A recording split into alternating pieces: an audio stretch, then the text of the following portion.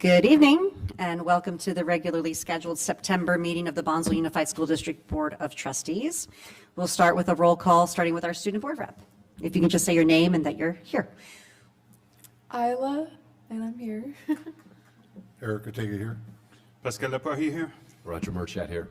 Michael Gaddis here. And Larissa Anderson here. We're all here and accounted for. If we could all rise, we have a special version of the Pledge of Allegiance today from one of our esteemed guests. I'm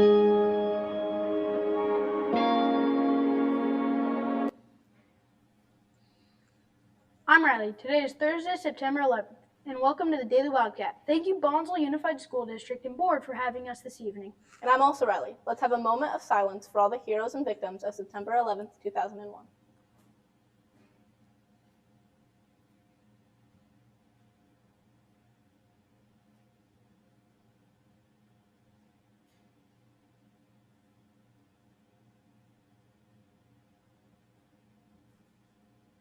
Thank you. Through our remembrance, we realize our strength and unity as a nation. Please stand for the Pledge of Allegiance. Right hands over our hearts. Ready? Begin. I pledge allegiance to the flag of the United States of America and to the republic for which it stands, one nation, under God, indivisible, with liberty and justice for all. You may be seated. Thank you, and never forget.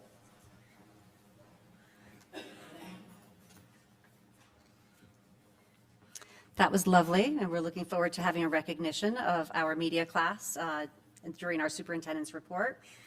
The board, prior to meeting here in open session, met in closed session regarding the appointment, employment, evaluation of performance, discipline, transfer, or dismissal of employees, Government Code 54957. Discussed our positioning regarding collective bargaining with the Bonsall Teachers Association and the California School Employees Association, chapter number 703, in order to direct the superintendent as chief negotiator in the matter of BTA and CSCA contracts. Regarding the public employee performance evaluation of the superintendent's evaluation, and conference regarding real property negotiators on properties location on the east side of Horse Creek Ranch Road in Fallbrook, as well as Ocean Breeze Ranch on West Lilac Road in Bonsall. With that, we are at the approval of the current agenda. Is there a motion to approve? Motion to approve. Second. All in favor? Aye. Motion carries unanimously, bringing us to the approval of the minutes for both the special meeting of June 20th as well as the regular meeting of August 14th. Motion to approve. Second. All in favor? Aye. Motion carries unanimously, bringing us to our superintendent reports. And there's that recognition that I just mentioned, and a couple more.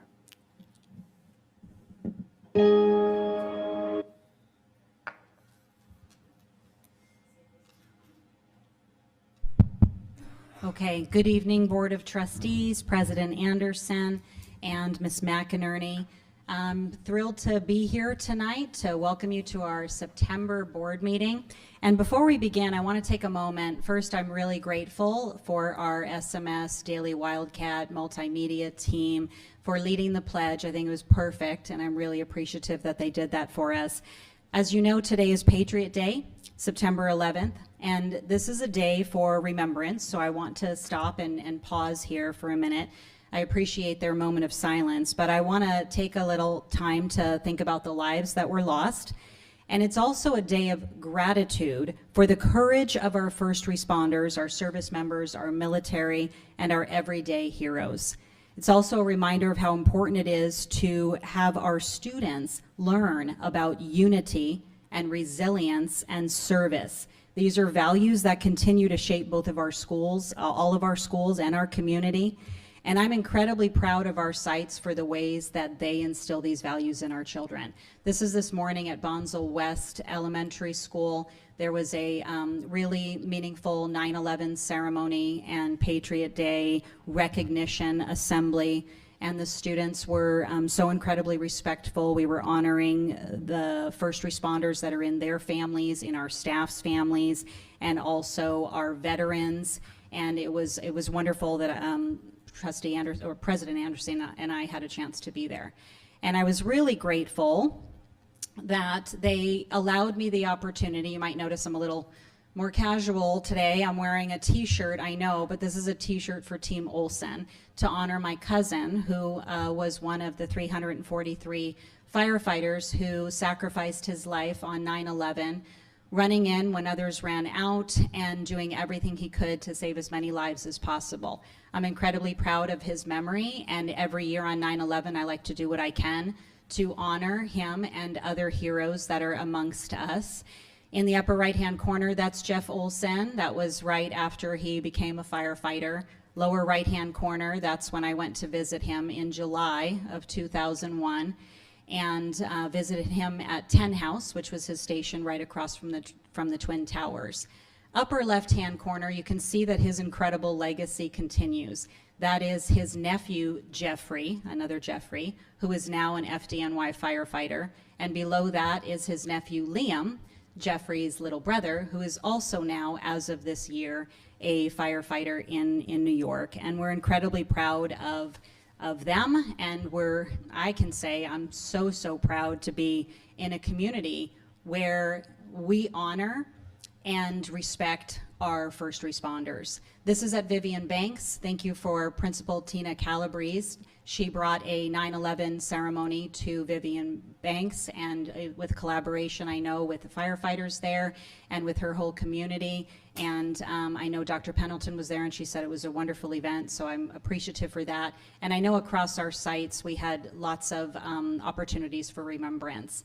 We also had recently, and this was a wonderful collaboration, on September 6th, just last weekend, we had our First Responders Appreciation and Patriot Day Bike Parade. This is a collaboration with Bonsall Chamber of Commerce and also Bonsall Rotary Club. And I'm very proud of the fact that we can partner in that way. I want to thank our team, Gina McInerney, Leonor Rodriguez, Manny Ramirez, Jonathan Castellanos, for all the coordination and setup, Principal Allison Fortney, who spoke so beautifully that day as well, Alan Williams, Dr. Pendleton, President Anderson, Trustee LaPourie, thank you for being there and for participating in the event. And thanks to our parents who brought their students out and decorated those bikes patriotically, and that was wonderful. They rode around the track. Chief Keith McReynolds up there from North County Fire Protection District, and that's little Miss Bonsall, Addison Durbin. Very proud of her. She's been representing us very well in Bonsall. It was a wonderful community event, and I was really happy that we were able to put that together, okay?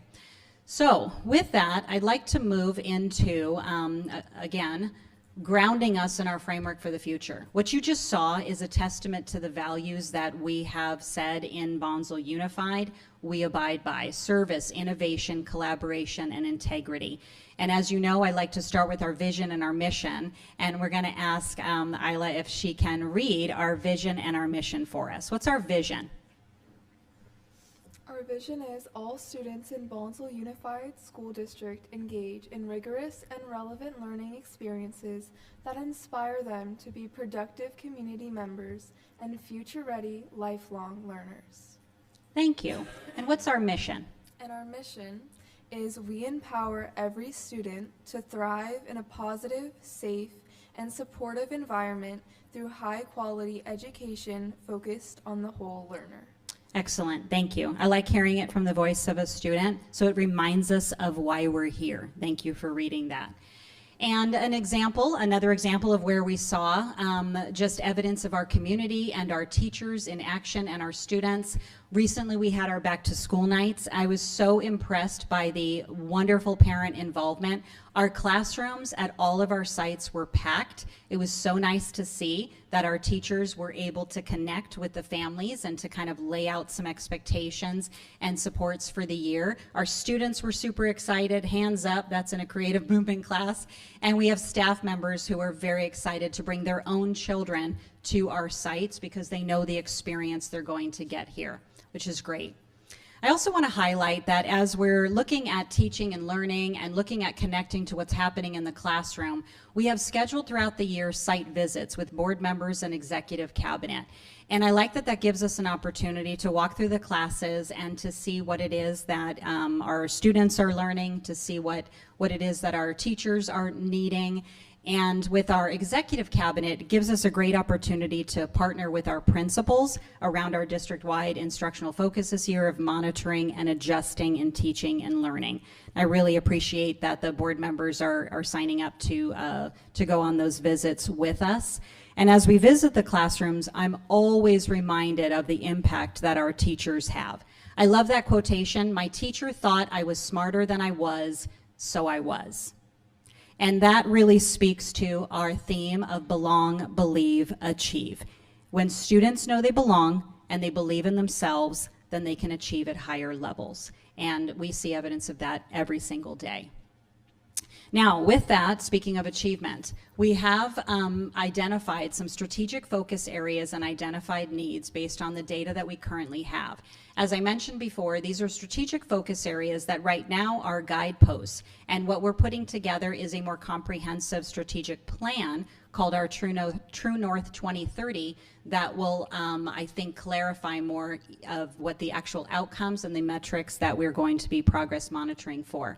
And I want to call attention to one of them right now because that's what we're going to highlight just a little bit more tonight, and that's modernizing and expanding facilities. You're going to hear more about this a little bit later from Caroline Brown. I'm just going to set just a tiny bit of context because I think context is everything and it's really important.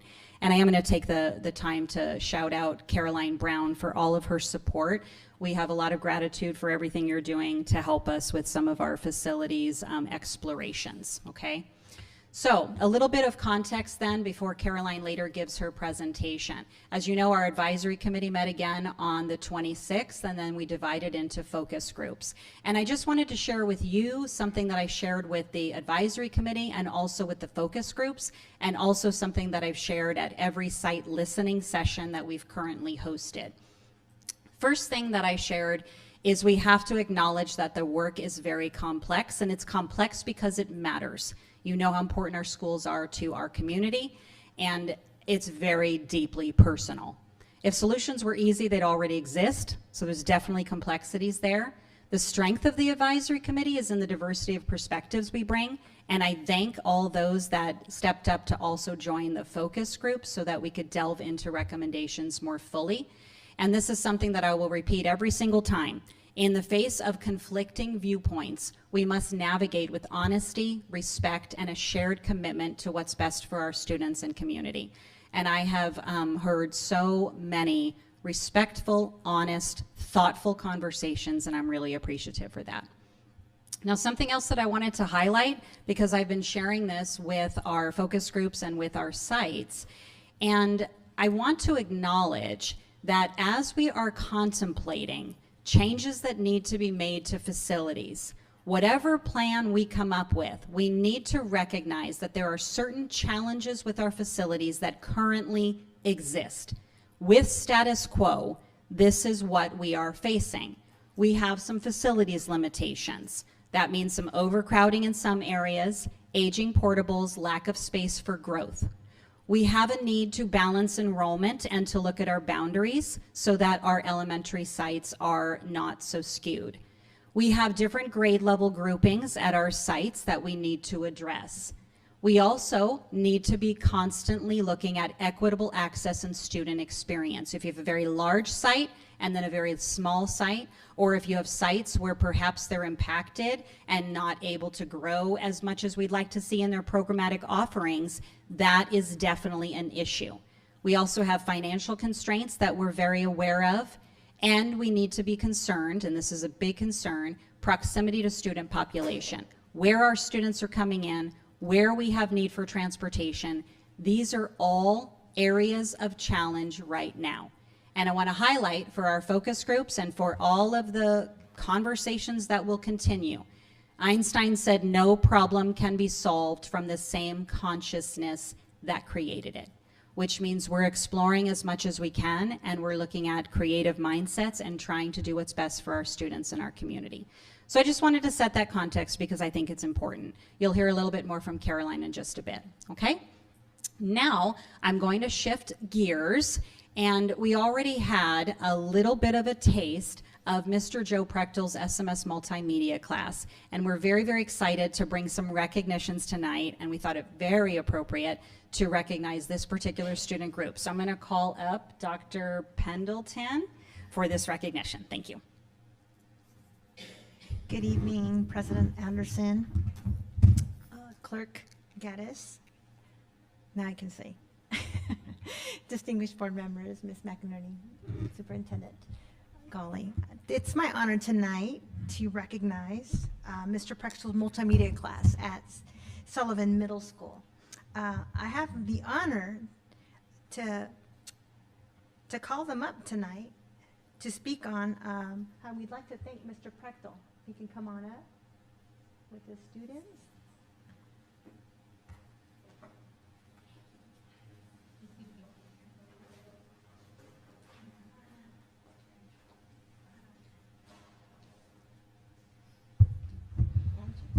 Yeah.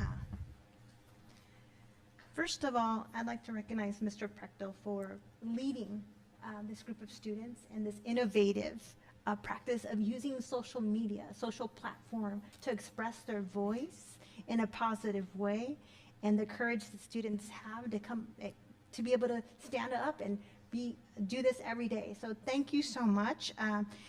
This group is led by Mr. Prechtel, the student multimedia class, and celebrated for its outstanding creativity, dedication, and collaboration in creating and producing engaging video communication that highlights the school spirit and student voice. Here you go, Mr. Prechtel.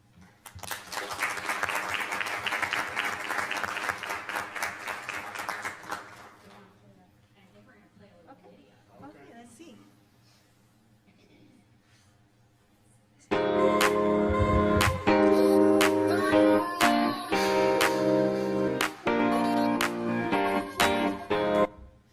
Good morning, Wildcats. I'm Haley. It is Wednesday, September 10th. And I'm Mason. Please stand for the pledge. Right hands over our hearts. Ready? Begin. I pledge allegiance to the flag of the United States of America and to the republic for which it stands, one nation, under God, indivisible, with liberty and justice for all. You may be seated. Lunch today is a teriyaki pork and rice bowl, or chicken or veggie dumplings and rice, or a ham and turkey croissant, or a 4-berry parfait. Nutrition is a fresh baked cinnamon roll or an assorted cereal or yogurt and graham sticks. It's going to be 76 degrees today, Wildcats. Wildcats. Our first girls volleyball match of the season is tomorrow at Potter in Fallbrook. Varsity's at 4 p.m. and JV's at 5 p.m. Be there to support our Wildcats. Lunch 2 tryouts are today for flag football at 3 o'clock at the upper field. Wildcats, attention please. The first dance of the year is next Wednesday from 3 until 4:30 in the NPR. It is Under the Sea Dance. Lots of games and activities and great food and snacks. $12 online, $15 at the door. Be there. Next week is Beach Spirit Week.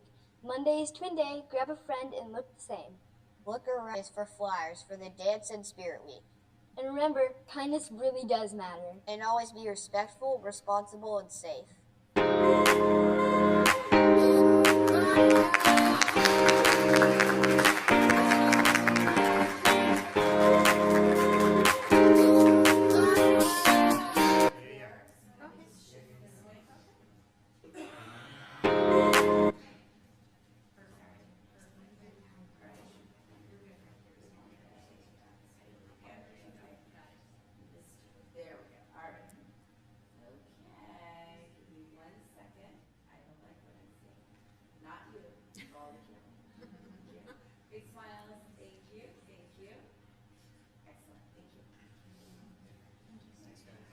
Thank you. Thank you for being here. Keep up the great work. Again, thank you, Mr. Prechtel, and thank you, students, because they can't see them. Thank you, students.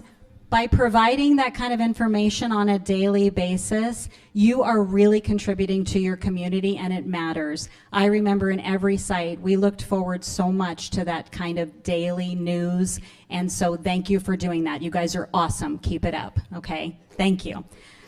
Clap, clap, clap. Okay, next I'm going to bring up Mr. Williams for a special employee recognition.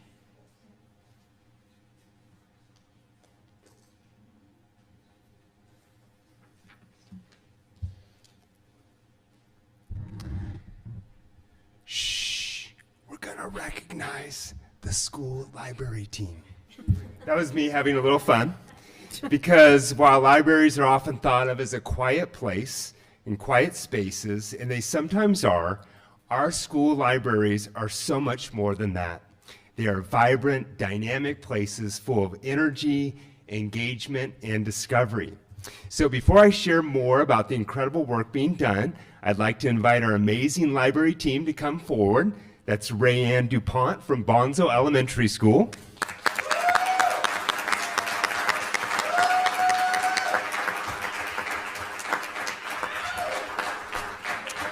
This is great. Eileen DuPont from Sullivan Middle School and Bonsall High School.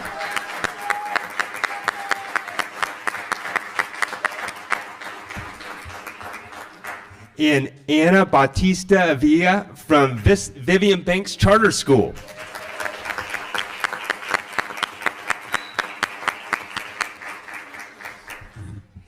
And Laura Marks from Bonsall West Elementary School, who is unable to join us this evening. Let's have a round of applause for Laura.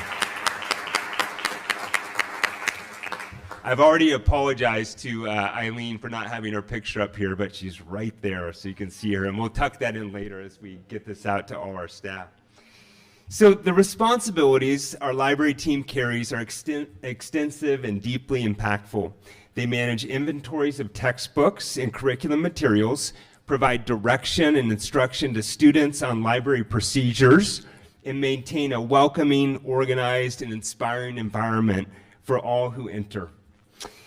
They curate engaging and relevant reading materials, run accelerated reader programs, issue and collect Chromebooks and other devices, and regularly help navigate their school Google accounts for the kids, including the ever important task of resetting passwords. But their influence goes far beyond logistics. During lunchtime, you'll often find them hosting clubs, from board games to book clubs to art. These gatherings offer students a place to build friendships, share interest, and connect through creativity and conversation. They help students explore both the world around them and the world within them through books. Our library team plays an essential role in helping students discover the kinds of stories and information that spark their curiosity and keep them turning pages, whether it's fiction or nonfiction, adventure or reflection, mystery or memoir. They guide students towards the books that fit their interest and, more importantly, help them develop a lifelong love of reading. Their presence in our schools and their daily commitment to students reflect our district's deep dedication to cultivating not only strong readers, but thoughtful, informed leaders. Because through the power of reading, our students learn to gather information, reflect deeply, challenge their assumptions, and yes, to enjoy a good story just for fun. Thanks to our library team, our schools are not just places of learning, they are places of inspiration. Through your work, you are helping to build a nation of readers, thinkers, and leaders. Thank you so much for your dedication to our libraries and our students.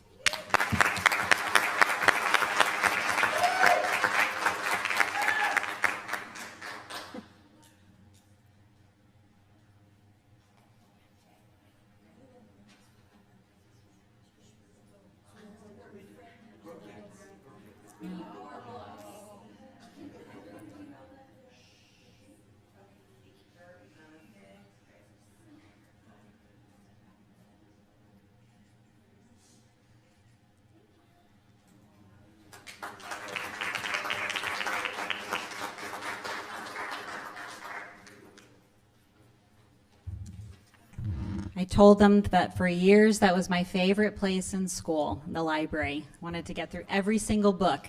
So thank you so much for all you do. Okay, we have another special recognition, and I'd like to call up, I know I saw Claudia. Claudia Escobar, please. And Principal Calabrese, will you come up too, please? Thank you so much.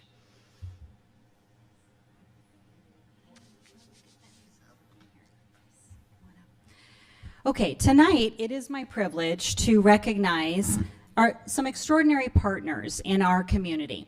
Father Gerardo Fernandez, who's not here tonight, and Claudia Escobar from Mission San Antonio de Paula. And they're here, Claudia here, like I said, but not Father. I am so pleased to highlight tonight their dedication to supporting our students, our families, and our staff at Vivian Banks and in the Paula community. It has been truly exemplary. I had the privilege of getting to know them over the last year as we were dealing with some pretty significant facilities challenges.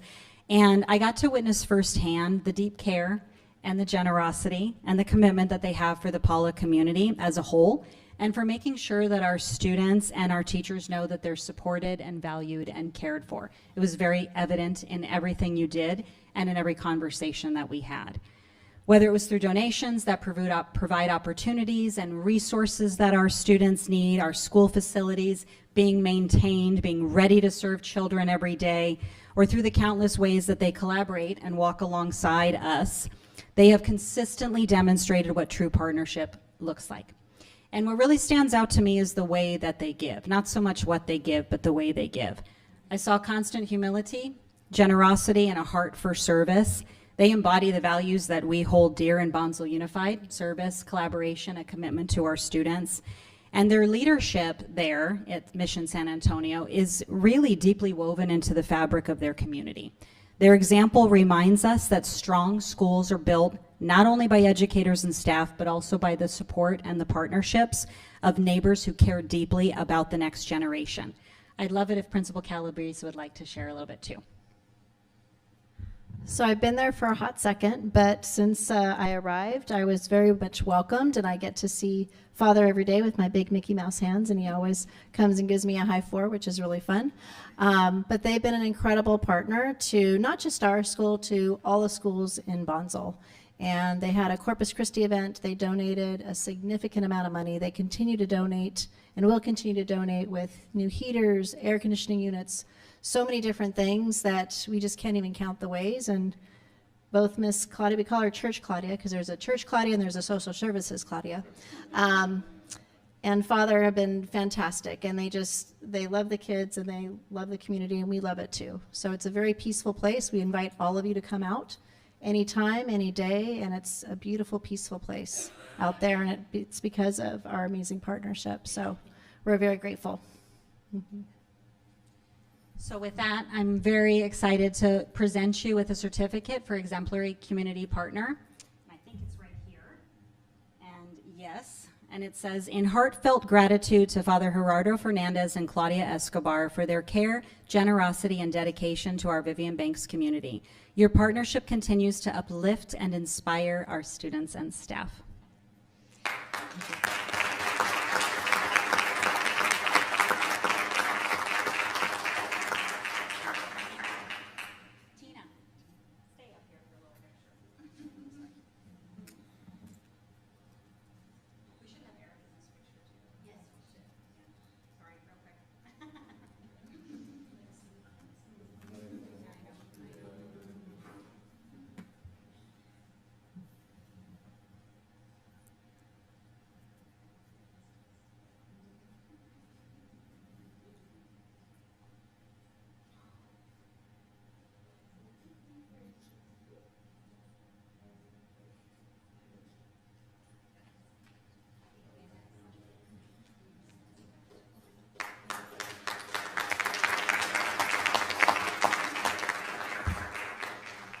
Okay, thank you so much for those recognitions. And now just a quick save the date. You might hear a little bit more about this from BEF. I know it was on a slide that I saw, but coming up on October 25th is our Trunk or Treat car show. Please put it in your calendars. That is the weekend after Monster Mash, Mr. Gaddis. I know that's something that you had asked about before, okay? So that's a save the date. We'll be sending out a lot of information about that.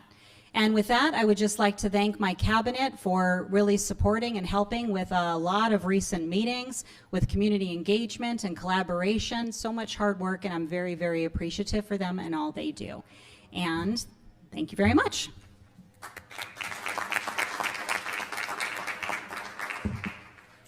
That brings us to our partner parent organizations. Is anybody here from any of our PTAs, PTO, PING, Bonsall Education Foundation? Ms. Leung, come on up. All right, good evening, President Anderson, Clerk Gaddis, esteemed board members, Dr. Golly, and Ms. McInerney. My name is Jen Leung, and I will be serving as the BEF president this year. And we are looking forward to a great year. Thank you. Two of our long-term board members have stepped down from their executive positions, Cassie Costa from Secretary and Shauna Jopes from Treasurer. And these ladies have served with distinction for over a combined 15 years. And luckily for us, they're going to still stay general board members, and so I'm very happy about that. Our new treasurer is Esty Backey, former BES teacher, and she is a dedicated advocate for public education and retired from BES just a few years ago. She now works for her family business and is excited to support students and teachers and staff in the district, and we're so happy to have her.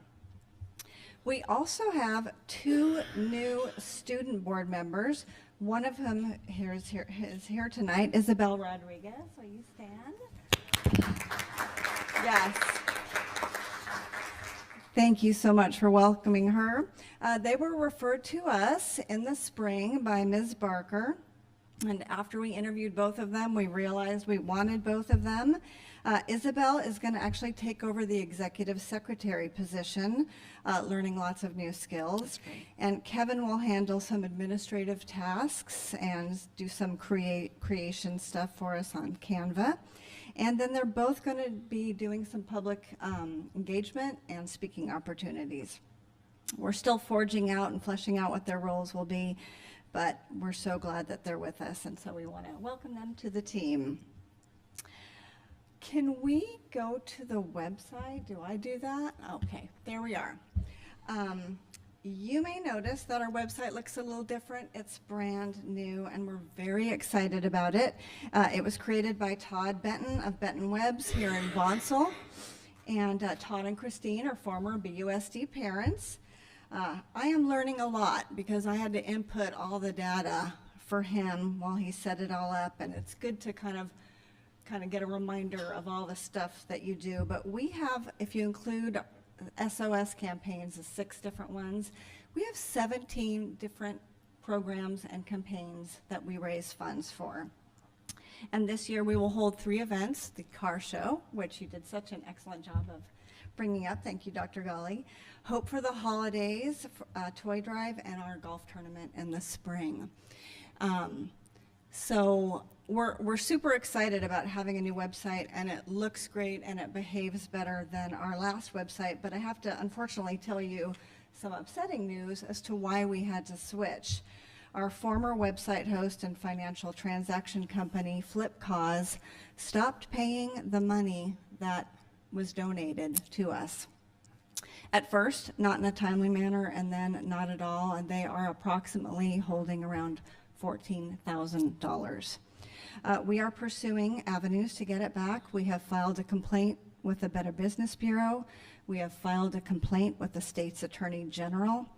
And the next step, we hope we don't have to go through there, is to file a complaint with the, I can't remember what it's called right now off the top of my head. It was the Consumer Financial Protection Bureau, but they referred me to this. It's a federal protection company or organization. We are hoping that we don't have to do that or pursue legal recourse, and we will keep you posted as to when we hear anything. But yeah, not exciting, not good news, and it's been a very trying summer dealing with all of that. But back to good news, our car show, as you said, Trunk or Treat, October 25th. Some of the registered vehicles will be bringing candy. We encourage people to wear costumes, not just our families. And here on the homepage of our website, you can register your vehicle, sign up as a vendor, sponsor us, or order a t-shirt. And they are super cute this year.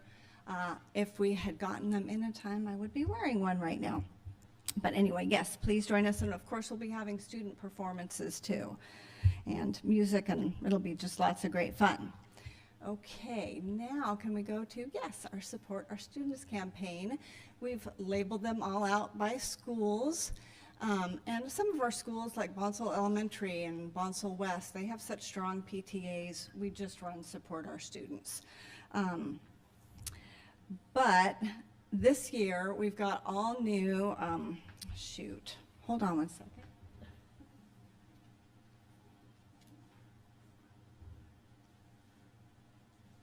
We created all new flyers for the sites with unique QR codes, so they'll look something like this. And I have sent them to all the principals for their newsletters. And I will say, just today, we received a $1,000 donation to Sullivan Middle School to our SOS program. So I always like seeing those emails. They're very exciting.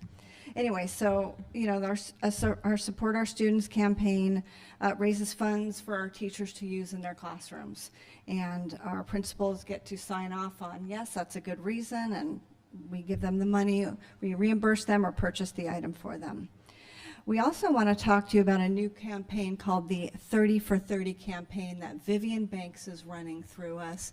And we are honored to partner with them, $30 for 30 years. And if we go down, you can see the different legacy circles, or maybe we can't. We would love $30 from everybody, or even more money, and to raise funds for programs and events. And we're very thrilled to partner with Vivian Banks in this campaign. Our next new program is the Dr. Chellin Memorial Scholarship, set up by our own Erin Chellin Barker, our early college and CTE coordinator at Bonsall High School, in honor of her late father, David. Her father was a lifelong advocate for service and creativity. He founded New Vision Ministries to deliver eye care to underserved regions and believed deeply in the power of music to connect people. These scholarships will help first-generation college students pursuing degrees in the medical field or the arts.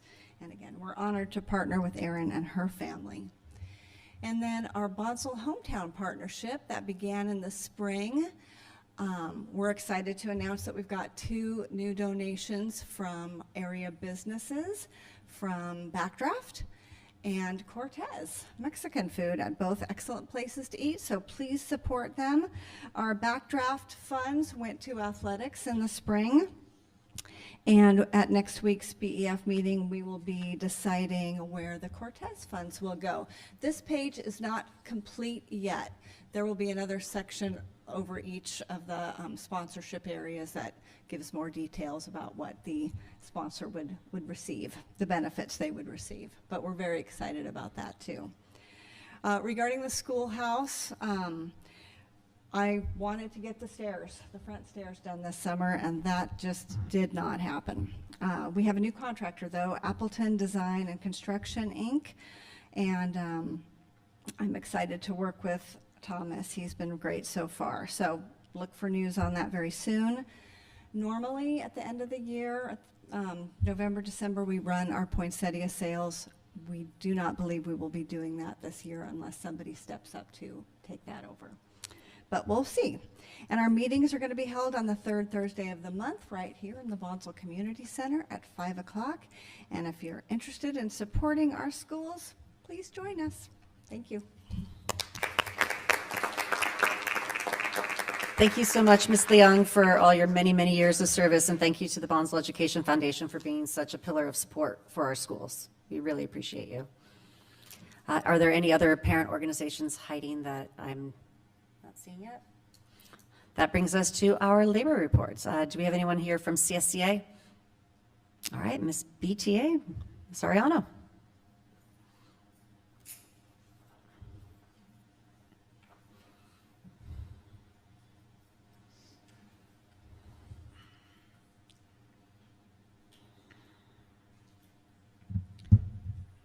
I am not feeling well tonight, so I wrote my words down. That should tell you how I'm feeling. Okay, and I'm not contagious for everyone else coming to the mic.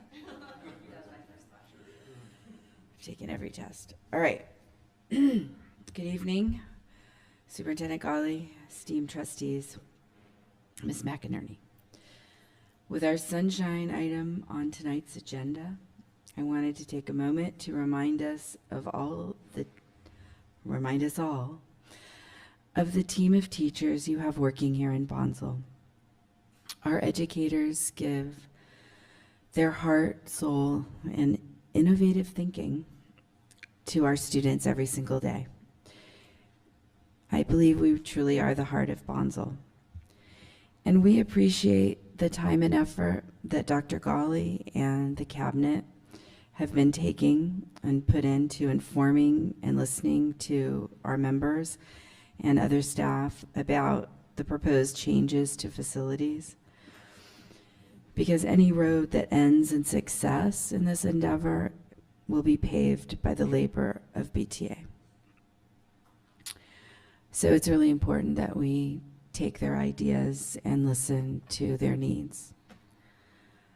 I also want to emphasize that our contract is a minimum basic agreement.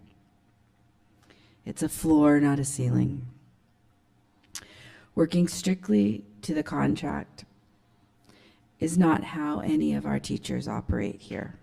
In fact, that is one of the last and most painful steps on the way to like a strike or a breakdown. And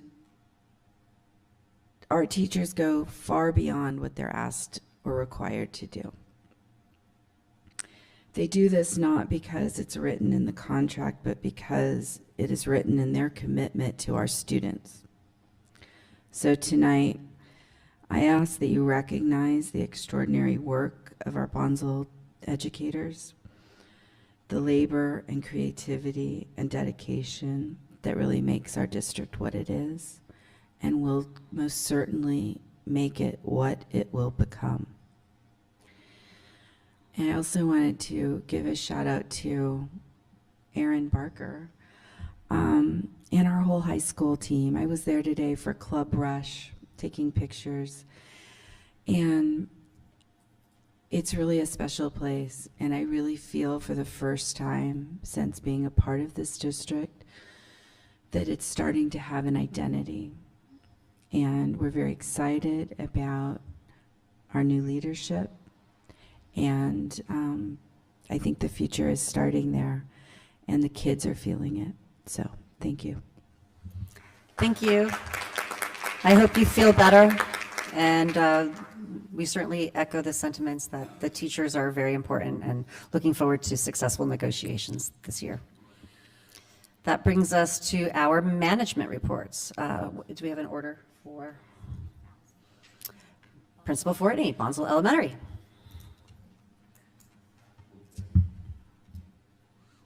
Do I get to use the clicker? Oh, I do. Okay. Good evening, Board of Trustees, President Anderson, Superintendent Golly, and Gina. That is, thank you to Jen Ariano, a picture of most of our staff, anybody that was on campus. She managed to get all of us in there, and so that was our kickoff to the school year. Our first day of school was a busy one. 900 students, 900 plus students, and parents were allowed to walk their students on campus, so thousands of humans were on our campus, and lots of smiles, a few tears, still working on the tears. We have welcomed a lot of TK students this year. We have close to 100 of them. Some of them were just 3 years old when they started with us. Everybody's 4 now. So we're moving on. But these were just some pictures from the first day of school.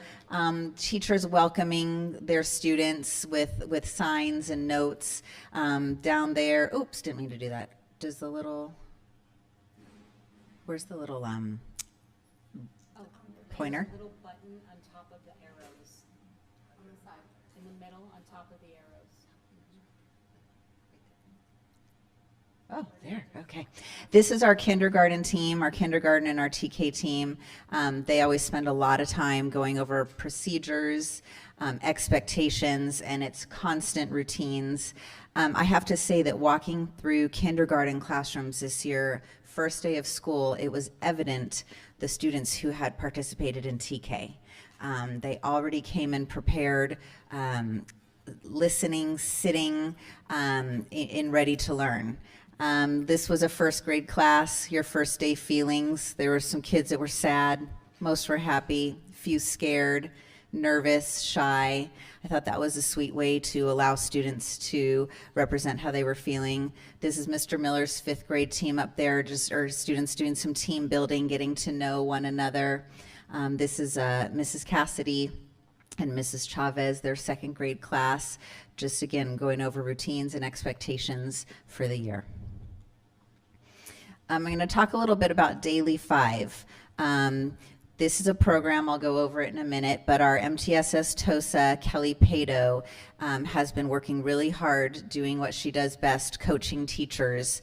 And this is a program that incorporates literacy and reading groups into the classroom on a daily basis.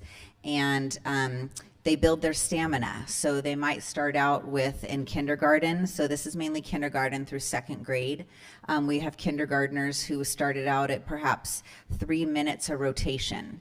And as the days go on, they're building their stamina, they call it, and they repeat it and they are building up. We have some grade levels now that some classes are up to 12 and 15 minutes in their rotations. So it's a framework that helps students become strong, independent readers and writers. So it's not a program, it's just a way of structuring literacy blocks so that each child gets meaningful practice while teachers provide small targeted group instruction or one-on-one instruction if needed. So each day the 5, hence Daily 5, read to self, where students are building that stamina and confidence in themselves. Reading to someone, whether they're partnering up with another reader in the class or partnering up with their teacher. Work on writing. They have, you can see right here, this writing area. Students moving through practicing writing or working on journals, getting a journal prompt and having a free write. Word work, where they're strengthening their spelling and their phonics. Or listening to reading. So you can see these students right here. There are so many great programs on the internet that are like audibles for adults, except they can actually visualize, they can see the people reading to them, so it's more engaging. So a majority of our K through 2 classrooms are working on Daily 5, and Kelly Pato is in these classrooms 30-minute rotations, really working on setting the students and the teachers up for success. We have a large number of newer teachers in our lower grades this year, so this is a fabulous way for them to get some mentoring through her and get their students engaged in that targeting reading support that they need. A few other things going on. For quite a few years, our leadership team have been talking about creating a dad's group or a male figure group on campus. And with the support of our MTSS TOSA, we have created the Big Bears on campus. So we have just about 5 members right now, but we were looking for any father figure, aunt, uncles, grandparents, and guardians to come in and not be a noon duty or not be a figure of where they might be, you know, getting in trouble for something at recess, but more or less to help teach kids how to play sports correctly. You can see this one dad right here is playing with kids basketball. They go in the lunchroom and just help students open milk cartons, and especially our younger ones who can't get their little spork containers open. So Kelly has them signed up about 1 day a week so far, and they're on campus from anywhere from an hour to 2 hours. So we're looking to grow that this year. Our 5th grade ambassador group continues to grow. You can see them down here in the left-hand side. the first couple weeks of school, we had probably 50 to 60 kids a day that were getting walked, and you can see this group down here, a big group of kiddos walking. We still have lots of kids that, not because they need to be walked, they just love having a buddy walk them to school or to their class, especially in our TKK area, since it's all the way on the other side of the school. Just this week, we started our Orton-Gillingham intervention groups with our TK teachers. So when our TK students leave in the afternoon from their half-day program, our Orton-Gillingham trained TK teachers are working with students on their phonics and their letter sounds, letter recognition. So that just got started this week, and it's based on the science of reading, and it's we're so grateful for the district for allowing our teachers to be trained in this intervention. We just finished our book fair. Darn it, Rayanne left. I think I worked in the book fair. It was super fun, but I think we sold up to close to $20,000. A lot of that goes back to our teachers and back into our library. And something new that we did this year, which I hope we continue, is we had book fair fairies. And this gave families in our school the opportunity to donate books or donate money. And with that money, we were able to choose students to come in, and they each, we had about 20 students who got about $20 a piece to come in and choose books. So that was really, really special. It actually brought tears to my eyes, see how excited these kids were to be able to come in and participate in the book fair. Throughout the year, we will be talking about some test scores and lots of assessments. Right now at the beginning of the year, every grade level is working through different kinds of assessments, and these assessments don't just give us a snapshot or a picture of where our students are at, but they really help our teachers. It drives their instruction. It drives their small group instruction. It drives what students are chosen to go to intervention groups such as our TK Orton-Gillingham group. So this is last year's iReady reading scores. So the top is the beginning of the school year. And you can see that we had about 20% of our students working 3 or more grade levels below in reading, 46% working 1 grade level below, and 34% working on grade level or above. And I just did public math, so I hope I did that correctly. And then at the end of the year, we had gone from 20% to 10% of students that were working 3 or more grade levels below, 26% working 1 grade level below, and 64%, yeah, right? Yes. Working at or above grade level. So those were our reading scores. So that just goes to show that the work done throughout the year, and that's, like I said, just one snapshot of a score. And then here are our math scores. And I know last year I shared with you that we were focusing on math and really trying to take a deeper dive into once we got to the mid-year and I was studying our scores, kind of looking at where do we have pitfalls? What is each grade level analyzed their data? So you can see that we did make some pretty good gains, really good gains in students who were working, started the school year, students on or above grade level at 18% and ended this school year at 54%. So I'm really excited with our new math curriculum this year, our Reveal Math, or not Reveal Math, our Eureka 2 Math, which was formerly known as Engage New York, if anybody's familiar with that. I'm really, really excited to see what we do with math this year. It's a really great program. Okay, September is National Attendance Month. So I partnered with our counselor, and I follow all these different principal people on different social media platforms, and somebody had posted like a race car challenge, and so I sent it off to Megan, our counselor, and she created her own Bear Reaching the Top of the Mountain. So she is checking weekly, and we are letting the students know where they are at as far as grade levels go, and the first grade level to reach the summit will get a recess dance party. So Megan is already practicing her dance moves. She is ready. We have a lot coming coming up. A big change this year for us in our paper picnic is we are doing one a month by grade level. It just got to be, it's a beloved event by our families, but it just, this parking lot and our school could not, and our McDonald's and Jack in the Box and Subway could not hold the capacity. So tomorrow is our first paper picnic, and we're starting with our TKers. So we're really looking forward to that. And just a lot going on. We have our jogathon coming up, and our theme is jungle this year. So it's a jungle jogathon.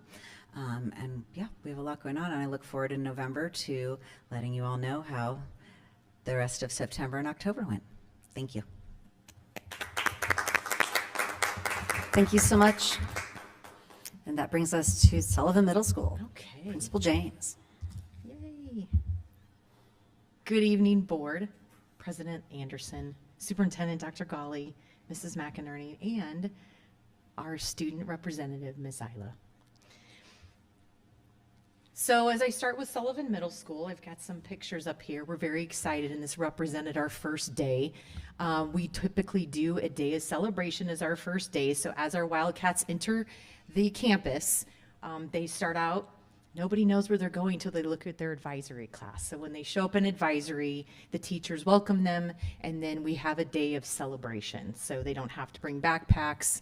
I do have to give kudos to our staff, and then especially to Mrs. Swados, our assistant principal, and Ms. Gressbrink, our counselor, and even Mrs. Fox, our school psychologist, who did a motivational presentation and team building with all of our 6th, 7th, and 8th grade.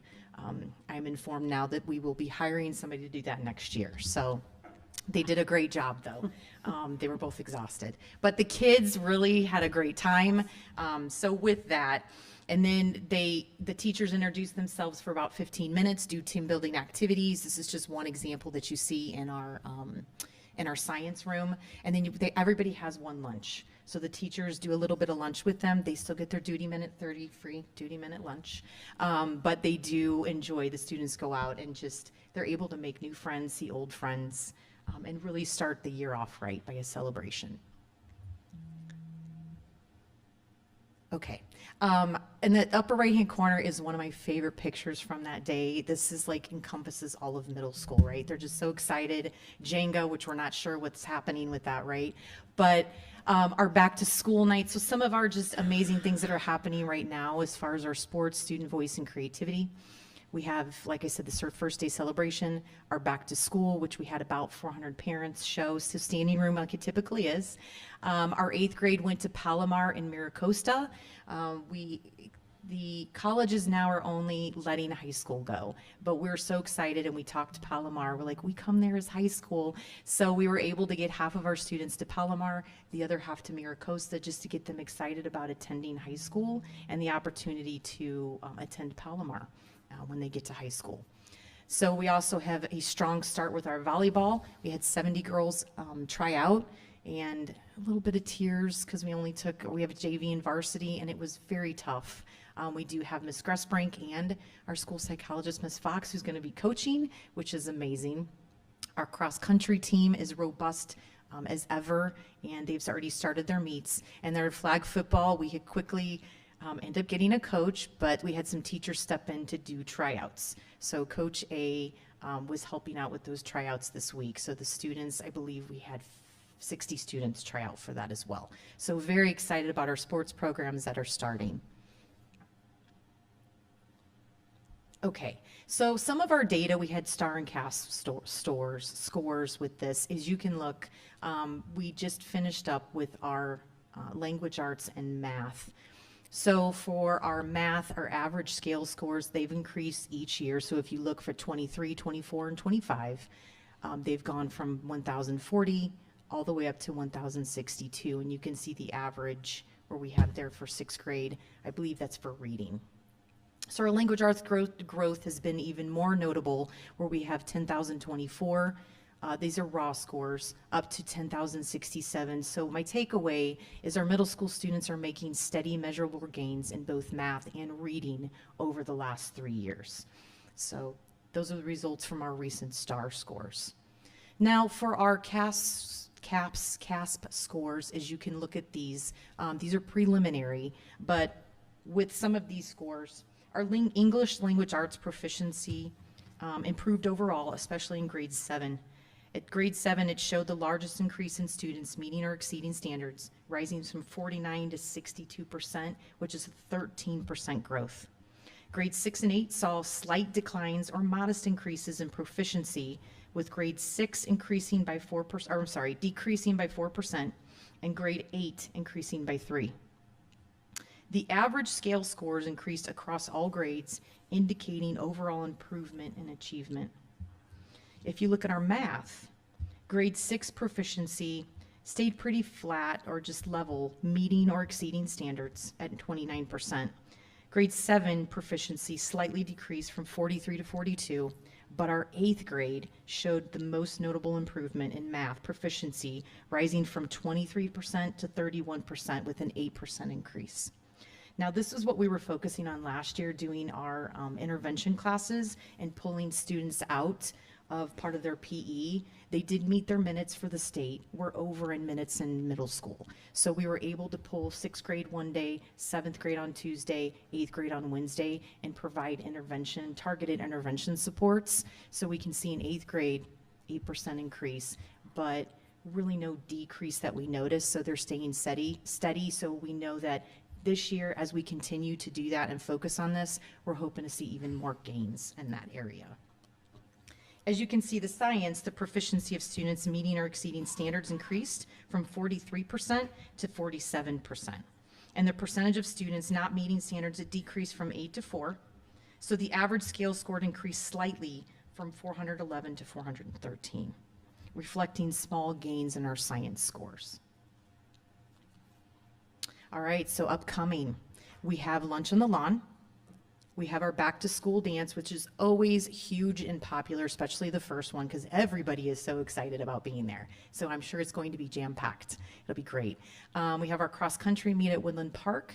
We also have our choir is going to the Padres game. So I will have amazing pictures from that and some video that I will be showing next time. So we'll be doing that on the 22nd. I believe we had 300 parents last time when we sold out one whole section. So we have another section. So she actually offered, Ms. Bacor offered 2 sections this time. So I'm anticipating the same thing. We will be celebrating College Week at the beginning of October, along with Spirit Week that we have. And then we have our multicultural night that we'll be sharing both with Bonsall High School and Sullivan. That'll happen on October 22nd. And then 6th grade is getting ready for their Early Civilizations Day, which is always a big hit. And again, Mr. Gaddis, if you'd like to come, we'd love to have you there. Okay, for Bonsall High School. So I love these pictures. We had our senior sunrise, and I thought I would open up our slides.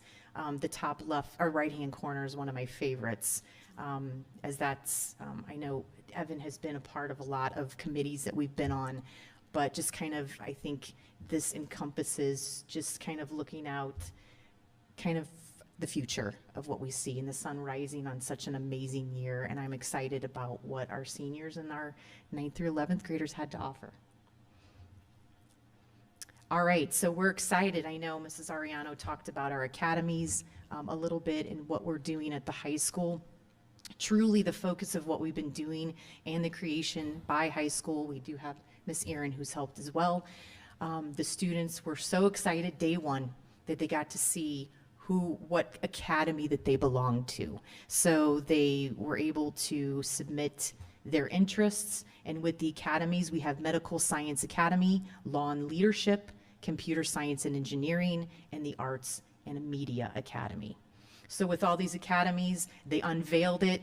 I don't want to say it's quite the Harry Potter thing, but they did unveil. All the students were there, super excited about what was to happen. And then you see us, a group of us at the bottom picture. We bravely decided to do trivia, and if you got it wrong, you had a water balloon that was smashed over your head. So I got the trivia wrong. It was all good, but it was pretty fun. The students enjoyed it, but all the hard work that this team on the bottom right-hand corner really helped to make this happen along with the students. So each of the academies offers, as you can see, hands-on learning experiences, college credit opportunities, industry engagement, and internships. We're working on more internships this year. And then really career-aligned coursework, which is designed to spark student passion and set them on a path for their future and really gather those interests at an early age. So we did Academy Clash, which I know Isla's going to talk a little bit about, and they were very excited about the competition. And we know a couple teachers, the team has created Academy badges. So that's also a competition and rewarded for positive things that they're doing on campus and highlights so teachers can nominate, I'm sure, their own academies to win. So also in the forum, whatever academies in the lead is what color that they've lit up the forum. So if it's green, if it's red, that's what the color is going to be for the week. So I'm excited about what this is going to flourish into for the school year. Again, for some of the star scores for our 9th through 12th grade, and I do have to say we had less students or 12th graders taking this because we're using it. We looked at the why, really for intervention and what can we do to help. So we have some 12th graders that are not taking math. So we've decided to, everybody took the language arts, but the math, only the students that are enrolled in a math class took that math as seniors. So our math average scale scores have remained consistently strong across all grades over the last 3 years. So holding steady about 1,050 to 1,060. The language arts scale scores have shown steady improvement, rising from 1,072 to 1,079 last year to currently 1,087. So our high school has held strong in math and continues to show year-over-year gains in reading achievement. For our overall CASP scores, you can see that the English proficiency slightly improved from last year to this year. Again, these are preliminary scores. The average scale score increased from 2,577 to 2,584. The percentage of students meeting or exceeding standards rose from 51% to 52%, and the percentage of students not meeting standards remained steady at about 27 to 28%. Our math scores improved, but proficiency remained low, so our average scores increased from 2,503 to 2,526. The percentage of students meeting or exceeding standards improved from 14% to 17%, and the percentage of students not meeting standards decreased from 62% to 56%. So while there's progress in math, the majority of students still struggling, with only 17% reaching proficiency. So this is an area of improvement, and we will look to, again, maybe create some of those intervention pieces, working with our students, and how can we weave some of this information into the other areas, not just within a math class. So I think the academies will help bring that about as well. Our science scores slightly declined in proficiency, average scale scores remaining almost the same, and the percentage of students meeting or exceeding standards dropped from 27 to 23. Now, we did work with our science team this past spring and over the summer to really look at the state standards and how we can align them, obviously bringing math in there and working it together, but really aligning those and focusing on some of the standards that we're revamping as far as our pacing guides and working with the students. All right, some of our recent events, and you can see Isla in the right left-hand corner. She has started one of our medical careers, or I'm sorry, a medical club for students, and we're going to be working with CPR. I told her to talk a little bit about that. So our back to school night was very successful. We doubled the population that we had from last year. I told everyone if we bring food, they will come. So we offered tacos, and it was a great event. We had our mock trial is off. Our mock trial's first performance, I should say, first event is this coming Saturday. And speech and debates is coming Saturday. Mock trial has already started, and we'll be working through and practicing for their big debut in February. Volleyball and cross country are off to a great start. Volleyball is actually off to a very great start. And again, I don't want to steal Isla's thunder. Club Rush, we had 14 clubs. which is one of the bigger ones that we've had most recently. And the students were very excited. They even did a scavenger hunt, which brought all the students to the tables. So that was a lot of fun today. And then Palomar classes started. We have about 70 students participating in some form at Palomar. And then lastly, we had Soak the Staff. You can see at the very bottom, the students had a really good time with this. I'm not quite sure how much money we raised. I'll have that for next time. But they had a really good time. Even some teachers got in on it because there were a few of us that were up there just willing to fundraise and partake in the fun. One of the community opportunities I want to bring is for both Sullivan and Bonsall High School. We've partnered with our sheriff's department at the substation in Fallbrook, and we're excited to share that they'll be at our campuses, really just providing some opportunities and support for our students, for our staff. They're going to go in and teach to our students. They're going to give a PD to our staff. Their presence on campus will not only enhance safety, but also provide our students with opportunities to build positive relationships with trusted community leaders. They were so impressed with the painted rocks that we did our first day of school that they're starting their own Kindness Matters campaign. So they're going to bring stickers and do like a pop-up tent and be out in the parking lot to help out. But they really want to talk to our high school students about the Explorers program, because we do have quite a few high school students that were wanting to join the sheriff's department. So that's another positive opportunity. They told them I'll let them on campus if they promise to play kickball and softball with us, and they said they would. So we're excited about that.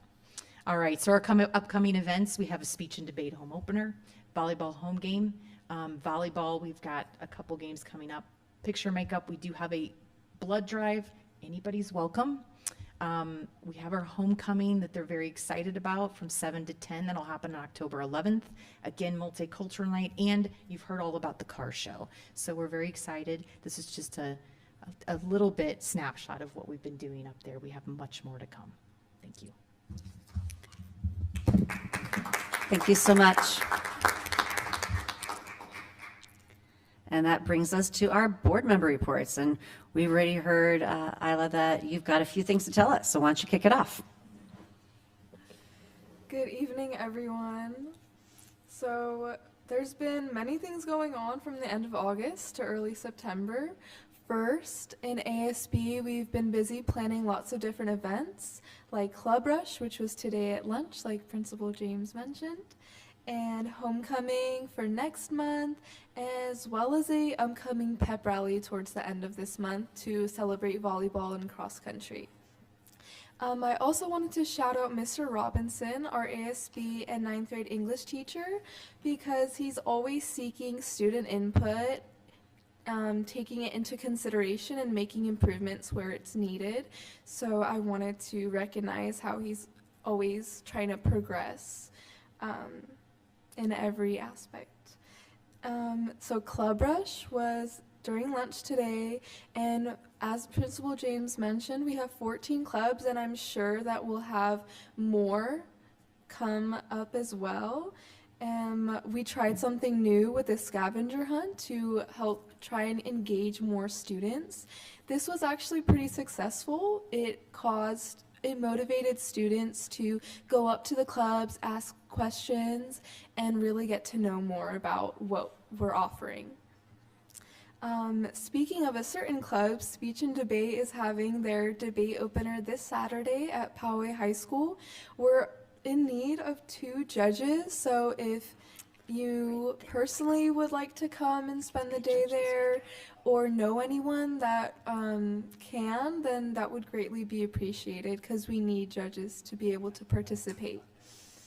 Then we've had 2 academy clashes, one where the ambassadors and also staff were questioned with trivia questions, and both Principal James and I can share the experience of getting a water balloon popped on our heads, but that was really fun. And then we also had a game with a basketball called Steal the Bacon. This was really exciting because we had so much participation, and the difference in energy that we saw compared to previous pep rallies was really great. So, So the academies are really helping connect the students, and these clashes or games are fostering teamwork within the academies, which is really great to see. Lastly, I want to mention girls volleyball because they just won their home game this Monday against High Tech High School, and which is I really wanted to mention because it's still pretty early in the season, and it went to 5 sets. So they're working hard. And overall, we're just getting into the routine of being at school and getting used to the new things we have, as well as engaging in what we're already offering.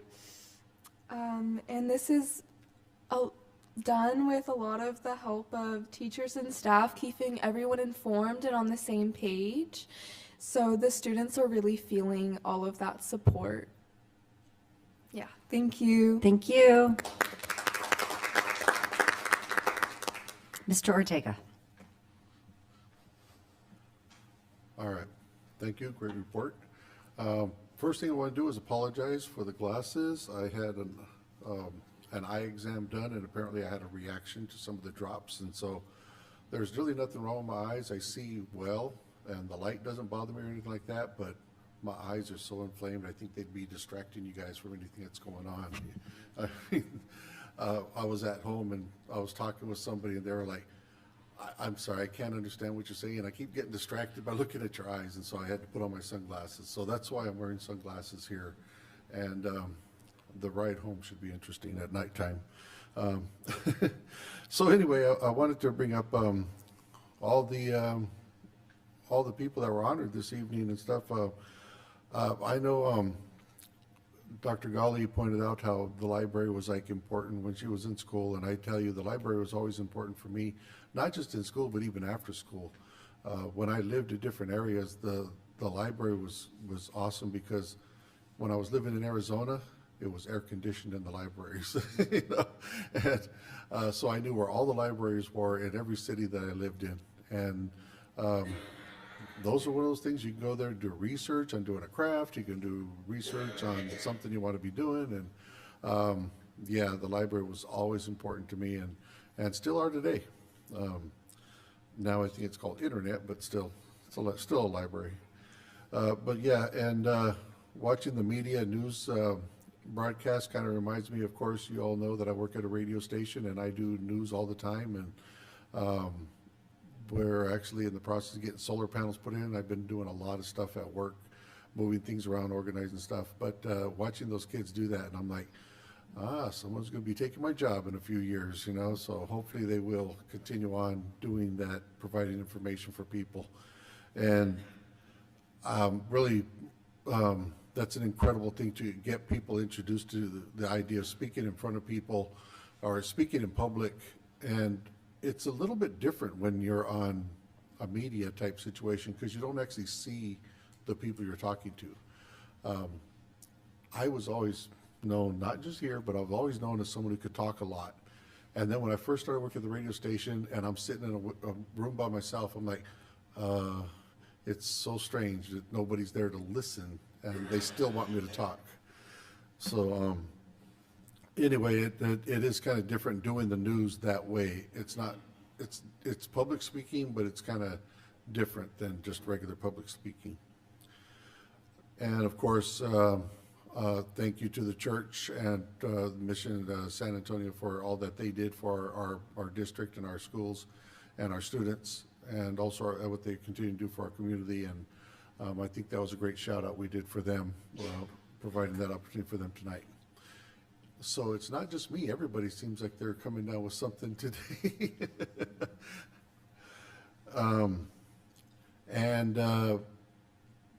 I guess that's kind of all I had right now. Seems like there was something else that I wanted to bring up, but I'm sure I'll have time to bring it up at the next meeting, though. So thank you all. Thank you, Eric. Mr. Lapari. First, I noticed in one of your pictures that Mr. Costa for SOC staff was actually wearing some water gear. This is a cop-out. And I'm kind of glad you had a picture. At least it was broadcasted out to the world that he actually chickened out. But I'll use that as my usual PSA. There's a lot of outreach for those facilities and reach out to the community, people engagement. We are trying to be bold, and it takes courage to be bold. It's difficult to challenge the status quo. You know, we hear, but that's the way it's always been. Well, we're trying to change that, and it doesn't mean we're gonna reach out the sky. We're not living in a pipe dream. We're just trying to figure out what we can do to change things for the better. And every idea, every comment from the neighbors, from the parents, from the teachers matters. We listen. We value every year of education. We're not focusing on the high school specifically. This is just part of the whole picture. We're not focusing on one kid, we're focusing on all the kids. And we know that there's not an ideal magic solution that's gonna fix everything, that's gonna be done, and things like that. What we're trying to find is the best trade-offs between all the variables and all the issues that we have to face. So I really encourage people to be bold. Think out of the box. It doesn't mean it will happen, but at least, what about the what if? Hey, what if we were doing that? And then you might hear that it's not possible, and we don't have the money, or this or that, but at least you trigger curiosity, you engage. And just engagement is better than staying silent and complain if something happens that you don't agree with. So I really challenge people to be bold. I want teachers to be bold in their classrooms with being innovative and leading by example, because if you're bold, your students will be bold. And I'm sure there's no student listening to me talking right now, but there's at least one right here. So challenge yourself, be curious, challenge us to be better as well. You know, you being curious is the engine for society. Parents should be bold by their commitments, not just showing up to meetings, but showing up with ideas or expressing them. And for us, the board, the cabinet, let's be bold. I'm not gonna say take risk because this is not where we are, but let's be inventive, let's be innovative, let's be creative, let's be willing to challenge the status quo that's holding us down. And you know, grounded in realism and pragmatism and what can be done, and not just living the dream, but let's push forward. Let's push the envelope. Let's think out loud and out of the box. Thank you. Thank you. Mr. Murchat. I would like to thank everyone for the wonderful and positive reports of all the great things that are happening across our campus. It's wonderful to hear, and I know that we have places to go that we can improve, but it's as long as we recognize where those improvements need to be made, we just need to work together, and I look forward to those improvements going forward. Thank you. Mr. Gaddis. Hello.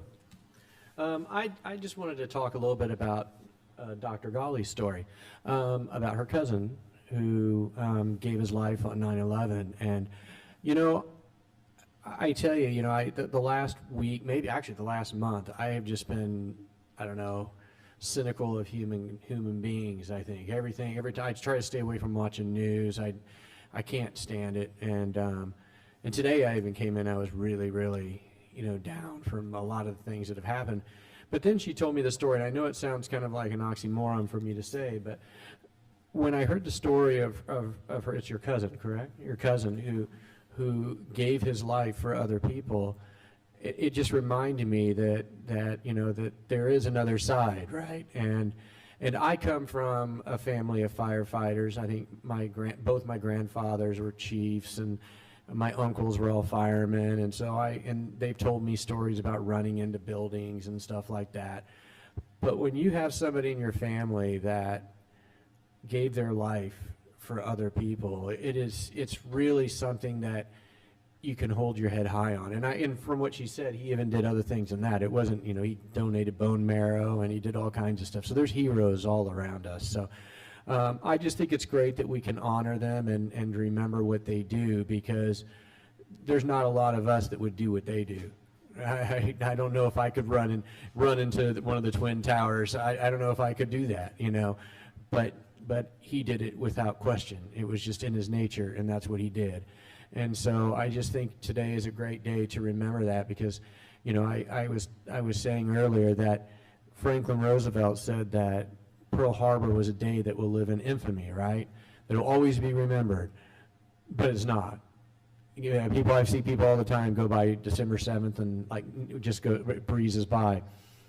I don't want 9/11 to be like that. And so I'm glad that we take the time to honor those people and to keep their memory alive and to hopefully use it as a beacon of hope in an otherwise chaotic world. So that's all I got for today.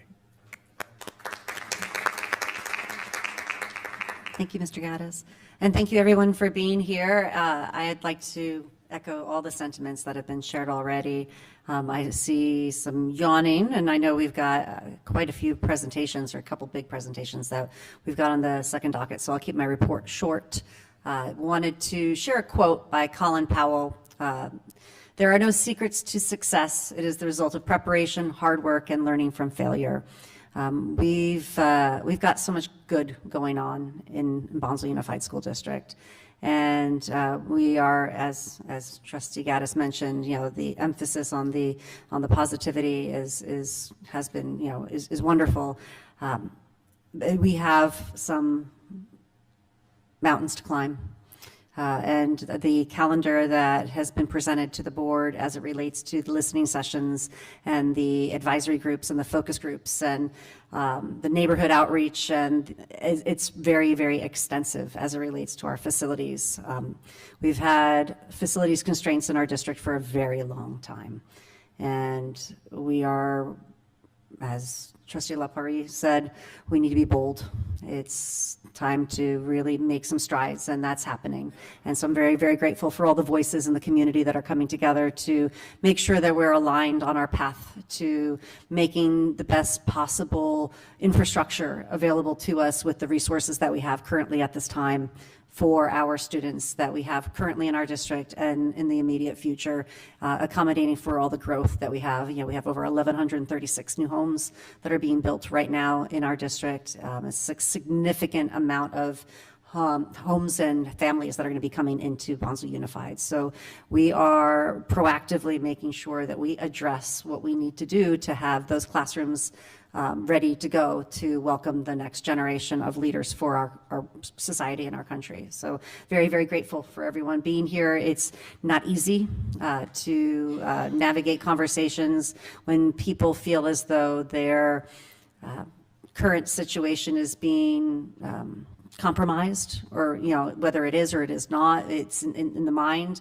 There's things that we need to do just to kind of make sure that everyone is at least communicated, has a chance to communicate, and that we are communicating. And I think from what I can see that is happening, and I am very grateful for that work in progress, and I'm looking forward to seeing how it all unfolds moving forward. So thank you to everyone for navigating that together.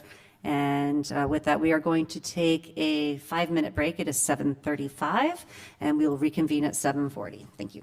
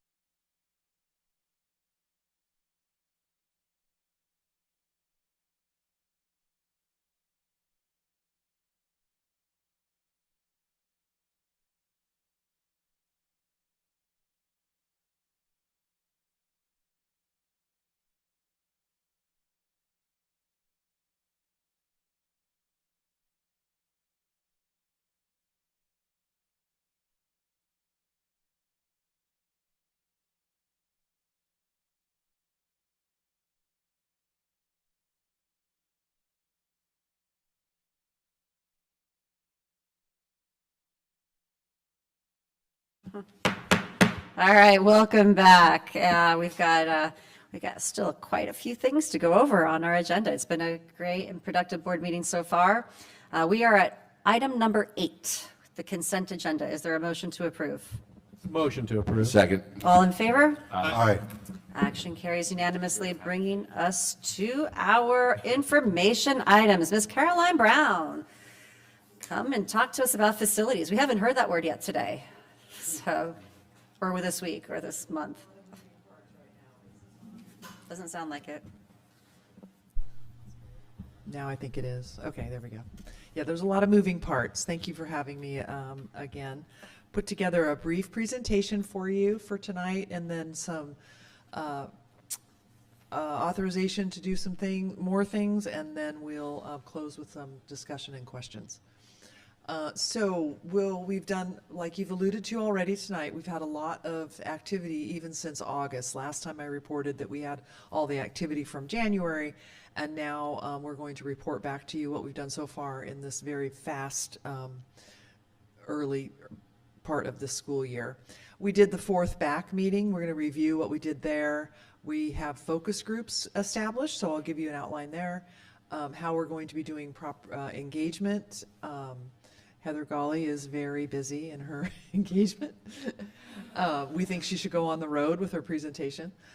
We've got some fall site tours going, and we need to schedule some board study sessions to go in the next couple of months, and to talk about some topics for some of those board study sessions. So continuing to do the group meetings and surveys. The superintendent's going around listening sessions this part of the semester. We've got the survey out there. We're going out for a wider audience to try to get the broader community, along with more staff, students, and families to participate in that, and we're gathering the information that's listed there as we're polling people and what they're thinking about.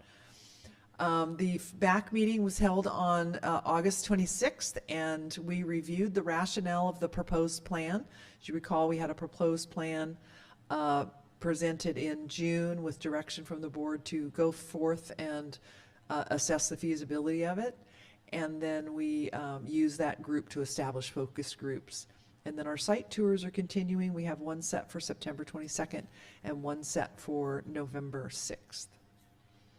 And so the committee got together in August, and we went through let's remember what we did last year. So we did session 1 was goals, session 2 was facts and needs, session 3 was the solution when they came up with a proposed plan, and then we did the session 4 to confirm the approach. We had a short agenda. Mostly the time was spent with the group at tabletop activity, remembering last semester. Everybody had a nice summer. They're coming back. Remembering the why, the positives, and some of the challenges that we're going to face with this proposed plan. And then Dr. Gawley gave a brief overview of the results of the August survey so far. So more of those to come as we get more input there. We also shared some first pass at site layouts for the proposed plan. And so I'll share some of those with you. They were met with varying degrees of acceptance and comment. And so we're working through those and working with the group to take the first pass, tell us what doesn't work, tell us what might work, and let us know how we can do Rev 2, 3, and 4 of that. So then we gave the group the board direction and what the urgency was around planning and figuring out what we're going to do. So the why, here's a summary of the why. I won't read it. We can provide this to you for your later digesting. But the comments were around the why are we doing it? It's centrally located, it's accessibility, it's trying to maximize what we have in assets with our current funding limitations. It's creating room for growth for all the developments that are coming in. The programmatic and the educational benefits were talked about, and then how we can balance the enrollment and possibly reduce the attrition from the elementary to middle and middle to high participation in the district. And then the positives, they rallied around with the positives. We had their boards out so they could remember what it was they were positive about when they were looking at it. Central location, sharing of facilities and resources, especially with the park across the street, accessibility, and another comment about the parks, efficiency use of resources, and vertical integration of sort of the curriculum alignment with the 712 model, and then the growth potential space to accommodate the growing enrollment and to expand programs. And then the challenges are the West Lilac and traffic, safety, significant expenses to implement the changes, how are we going to fund it, what's it going to cost, site sustainability, or suitability, sorry, and then community concerns, neighborhoods around Old River wanted an elementary in their backyard, not a high school. You know, there's some just general resistance to change. And then the enrollment growth, there was a comment about the challenges in saying that the plan doesn't appear to address the long-term population growth and capacity needs. There may be some explaining to do. We have been supplying them with what our projections are, so we'll have to dive into that one a little bit more. And then the boundaries and logistics around any moving that we're going to be doing, and then the complications around redistricting and telling people they're going here now instead of there, or whatever. And so this was the first pass of the Old River Road layout, and basically this red line, I think you've seen these before, right? I think we saw these in August. Yeah, okay, so I won't go into that. So this was the design that we talked about with the group. The orange areas need to be significantly remodeled. The blue areas are some restrooms that need to be remodeled. And then we would have a division between the 7-8 and the 9-12. And then this is the West Lilac for short-term modernization. There was a contemplation of adding the drop-off up here at elevation and having kids come in at this elevation, and then that would extend the queuing all the way through here and add the parking that would be required for the site, because the site here at Old River has a lot more parking than the site at West Lilac. And then if we had more substantial funding, long-term modernization, we would potentially do new classroom buildings over on the west side. The group was not too keen on that. It feels like the classrooms are too far away from admin and the health office and things like that. So there'll be some reiterations of these site plans. There were certainly a first pass without us working over the summer when people weren't around to try to give them something to respond to. So then we divided everybody. The 42 people that appeared at the meeting were then divided into the 3 focus groups, one on the 712 experience, one on the TK6 experience, and the other on a boundary opportunities to balance enrollment, chaired by various people.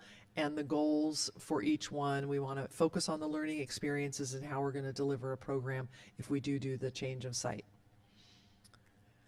And so some of the listening sessions have happened, some are pending.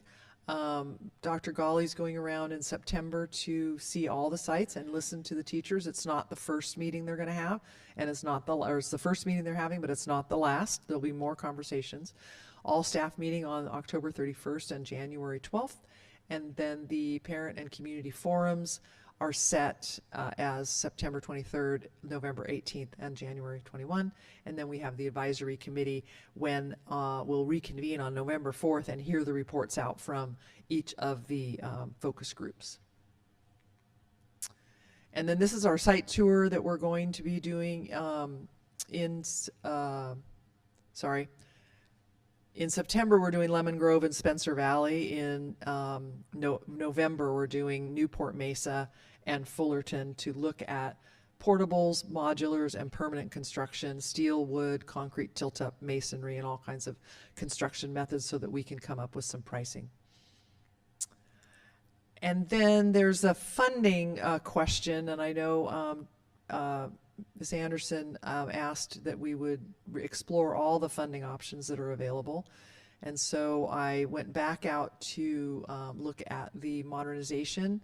And once you have eligibility, there's modernization applications you can do if you can bring a district match. And then the new construction eligibility, if we have some growth in the area, we probably have a few seats we can qualify for new construction, also requiring a district match.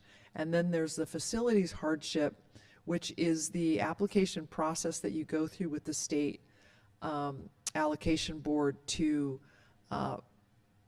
encourage the replacement of the buildings instead of modernizing the buildings. And if the modernization of a building is more than 50% of the replacement cost, then you become facilities hardship.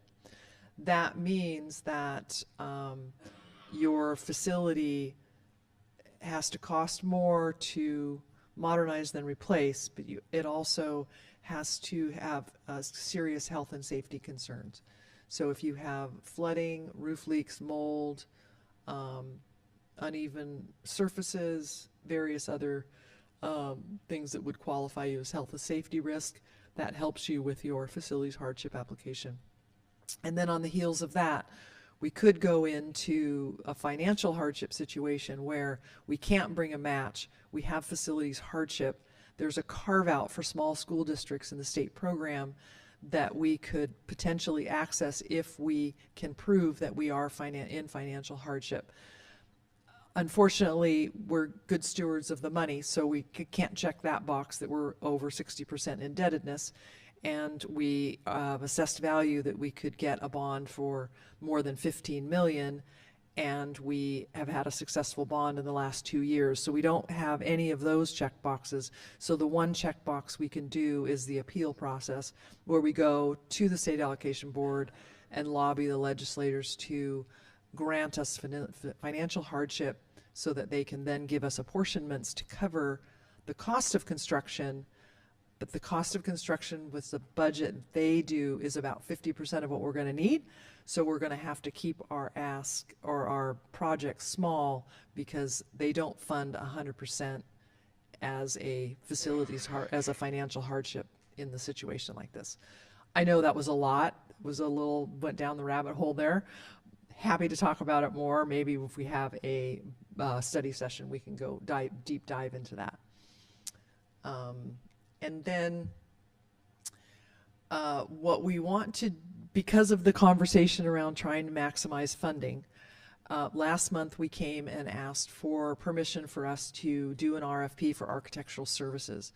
So if we go down the path, and that's the direction you'd like to go, we need to hire an architectural firm to do industry specialist reports to complete the facilities hardship of application. And so part of that would be to also invite the representatives from CDE and the Office of Public School Construction to come and look at Sullivan and see if it qualifies as a facilities hardship location. And then we would submit the application. We would have to get concurrence from the Division of State Architects in order to package that application. So we'd like to know if you would like to go down that path, then we'll need to do an RFP for industry specialist reports, estimated probably between $80,000 and $100,000 to do that work. Yeah.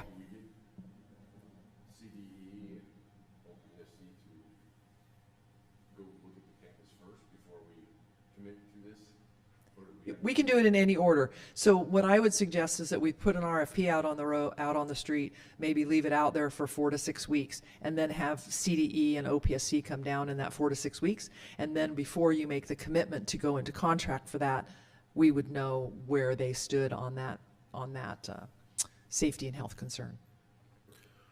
Would they still be able to consider this even though there's a plan for us to actually modify the school after stuff is being done there? Because I know our facilities plan, future planning is to change that school to a different type of school, and would they still be able to do those modifications? We can still do the modifications within the square footage allocation of what we qualified for. So if we say we have 30 classrooms that or 25 classrooms that are considered facility hardship. That's 25 classrooms times 960. That's your square footage. District, go forward, and you need to replace those buildings. What those buildings look like when you replace them, as long as they're not over the square footage, then you're okay. And do they have to be on that campus then? Yes. Yeah. Good questions, though. So if you're okay with that 6-week timeline and having them come, and we'll be back with you in October, we'll go ahead and just issue an RFP. There's no financial commitment at this time.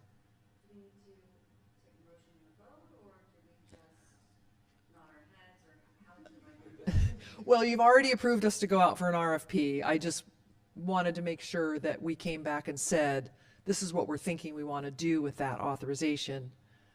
And yeah, if you'd like to do a vote, that would be fine.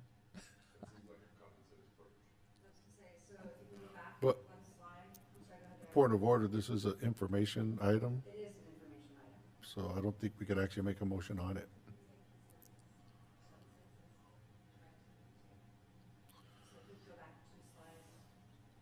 Oh, here? No, yeah.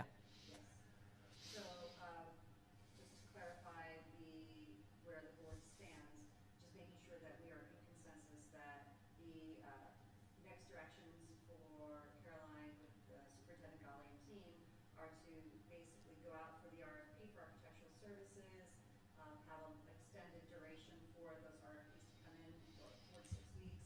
Currently, have the CPE and OPSC come in and see what their reads are on our Sullivan campus, and then come back to us to then officially approve that RFP for architectural services. Any objections, additional conversation? I think we're in consensus. Okay, very good. We'll do that. Okay, so then I think we need to calendarize some board study sessions. And I brainstormed a little bit, Dr. Golly and I, about like what maybe those study sessions might need to contain. And so we thought a deeper dive into funding sources, state and local, some municipal advising, some of Adam's work and Rachel's work with how you can finance some things, if that's a desire. And then the CEQA process, if we ever want to do anything over on GERD, or if we get to a plan where we're going to be making all these shifts and affecting all the schools, and how we do CEQA and what that looks like. We can have somebody come in and talk about that. And then we can have somebody come in and talk about construction, what's the market, and what are the delivery methods that are options for you. And if there's anything else you had in mind. Are you looking to have 1 study session, 2 study sessions, 1 for each of these topics, or what does that look like? I'm thinking probably 1 per topic. I'm thinking probably the funding and financing could probably be 1 item. The environmental could be another, and then the construction market delivery methods could be a third, maybe 3. Yeah. Do we need to set dates, or is this just more bringing it to? Do we want to just do a doodle and see what people think on dates? We could do that? So we can do that. So we'll send out a doodle and see who's available, and then get those dates out there. Okay. And then just finally, knowing that all these things and all this reporting and everything we're doing is on the website for people to go slice and dice and see what our conversations are. Any questions, comments? Good? There's a lot going on. Thank you.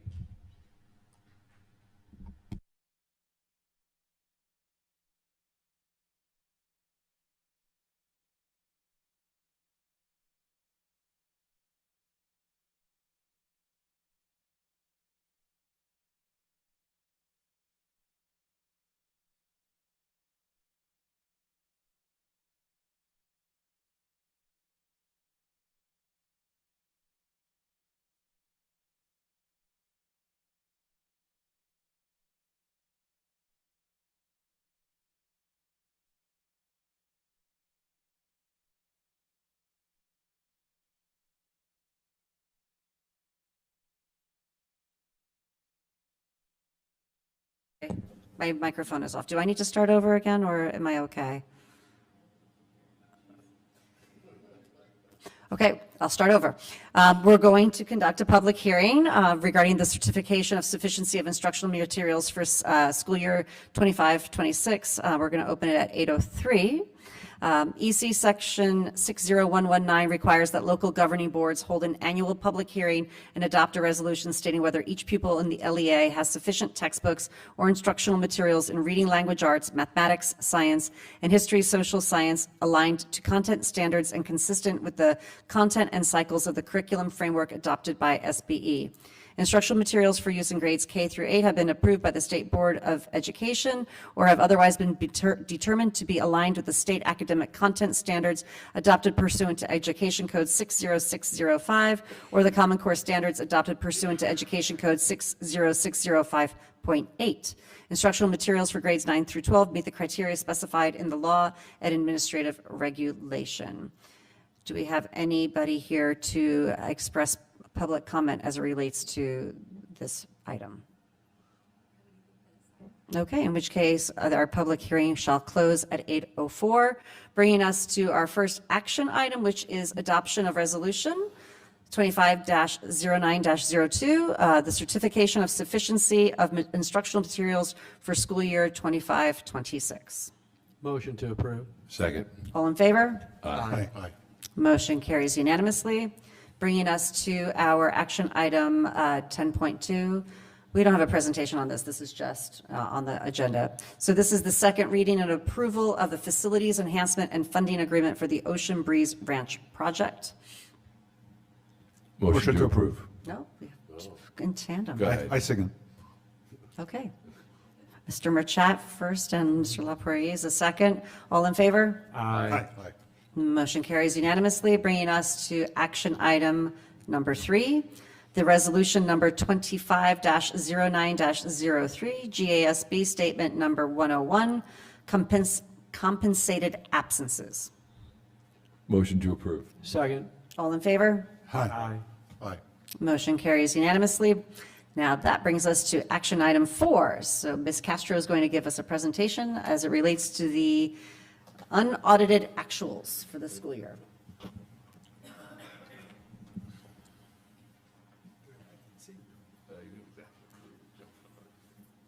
Thank you.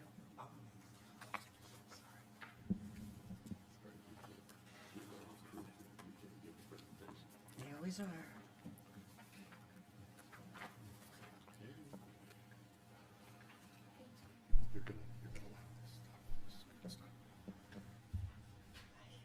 Good evening, Board of Trustees, Superintendent, and Student Board Member, and Gina. It's time for unaudited actuals. I'm very happy because I can see the future with these glasses.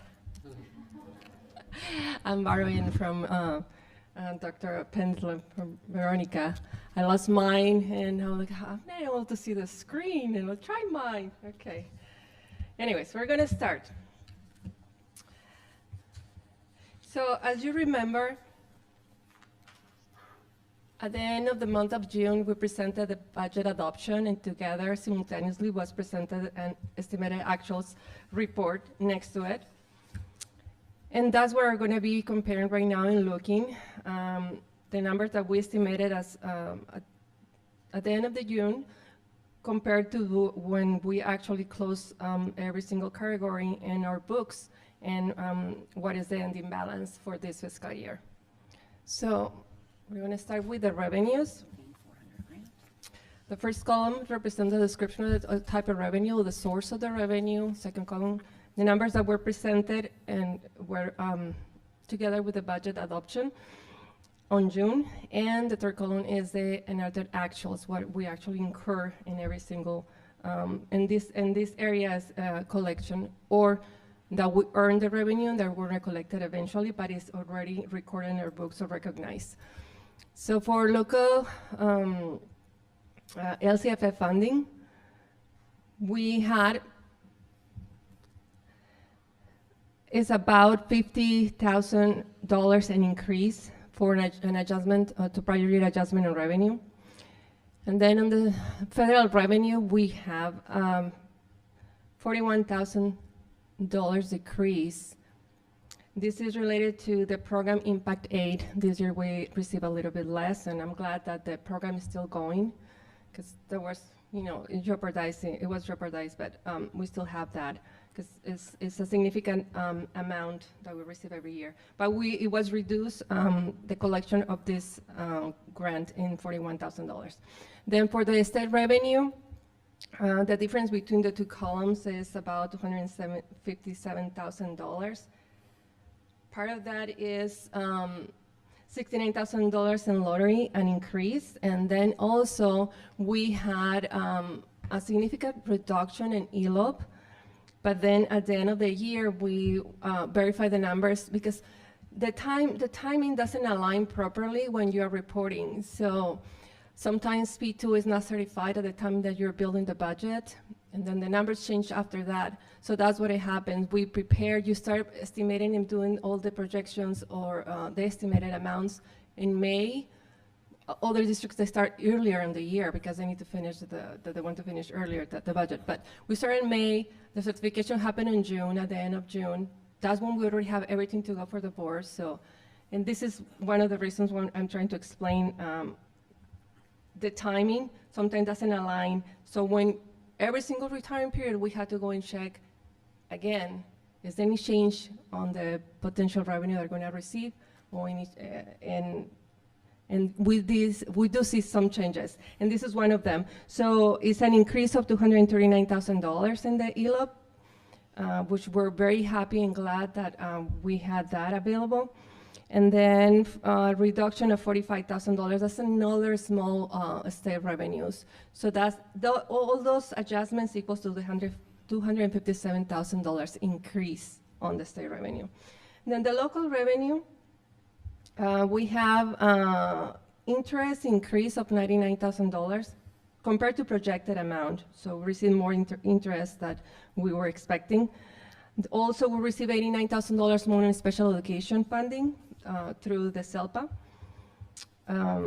We have a reduction for about $242,000 related to the CalChip program. Not that we're not receiving it, that we're not recognizing it on 24-25 because we didn't earn it fully due to that we didn't incur all the expenses. So you will see an item later that we're extending. That's for something else, but it's something similar for that grant. We had to extend it to this year, the agreements to be able to pay because they were not able to finish on that year. So we only can recognize on that year whatever we earn. And in order to earn the revenue, we had to have the expense happen. So that's part of ScalChip, $199,000, and the California Apprenticeship Grant also, that it has an amount right there. So both is $242,000. Then we do have a recognition over here of cash, fair market value cash is a requirement that you have to do. It's $188,000. These details are not right there because I didn't want to have all these. I think it will be very greedy, needy, or convoluted to put it all right there. But I'm just trying to explain what is the difference between one column and the other one, and in every single line, what programs were affected or what actually happened there. Bottom line, the total revenue compared the estimated at June and the inherent actuals is $350,000 that we receive more or that we recognize more with all the nets add and increases. Then for the expenditures, the first one that we have on the line is salaries. So we actually spend more than projected in salaries. So we have a combination of certificated and classified salaries. Certificated is about $196,000 more and classified $27,000. For the certificated, I'm going to explain the major classification and salaries that we pay more is counselors, $148,000. $1,000, but because it was a revise or a reduction that it was done at estimated actuals, but we actually needed that funding available there, and it was through a program that we did a reduction, but we incurred the expense. So that's the difference between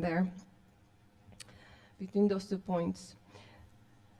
Then we have in benefits also some adjustments to CalPERS and OPEB. There's some positions for CalPERS that are not necessarily contributing to that, but when we budgeted all the salaries, we include the percentage that is related to CalPERS for a caution and protection. And for the OPEB is other post-employment benefits, typically related to health and welfare for retirees. So this is the amount that we have a decrease. So 104 plus 94,000 in other post-employment benefits equals $197,000, which is the difference between those two columns and benefits. Then materials and supplies. We're talking about $191,000 difference between projected and what we actually spend is less. And is all the supplies across the district, and not just one small program or one site. We're talking about since curriculum to cleaning supplies, office supplies, everything, you name it. So it's not just one line. We're talking about thousands of lines that compound this difference of $191,000. And then when we go to operating expenses and services, we do have different categories as well right there. But you can see this is the biggest one category that it has a big or main difference. Is about $430,000 between the estimated amount and the narrative actuals amount.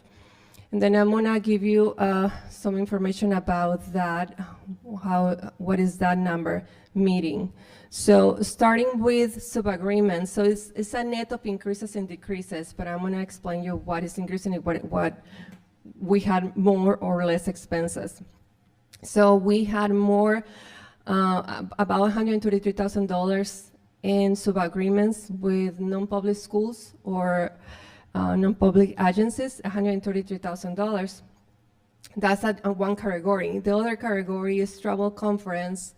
That one, a small increase of $22,000. We have dues and memberships, a small decrease, $4,000. We have a utilities, a savings in utilities for about $72,000. That includes electricity and gas. And then they have another category that is called professional consultant services. This is the biggest one. Is $396,000. However, out of these $396,000, 129 were moved to the sub-agreements to non-public schools through non-public schools and non-public agencies. So that's kind of a wash off. It's kind of swapping from one category to another.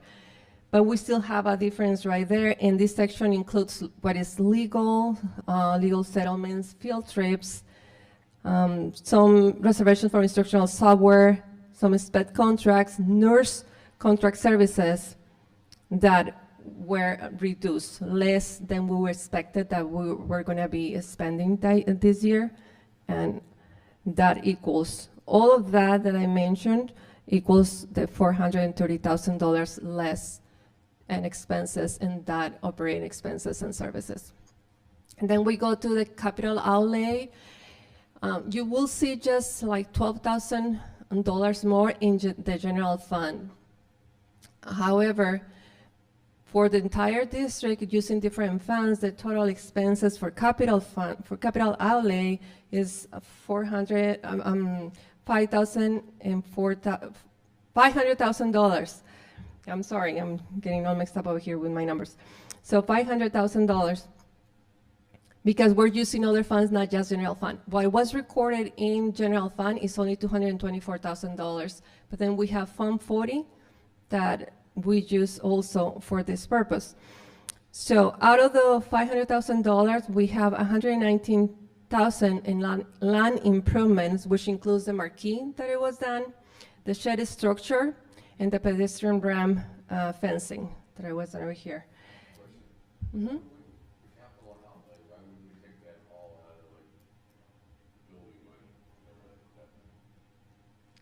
We can do that, but for this particular, we have some donations that were fundraisers that were done for the marquee, and then was some money set aside. Absolutely, we can do that for those projects, for Fund 40, for projects that are not necessarily increasing capacity or justification of the new students, right?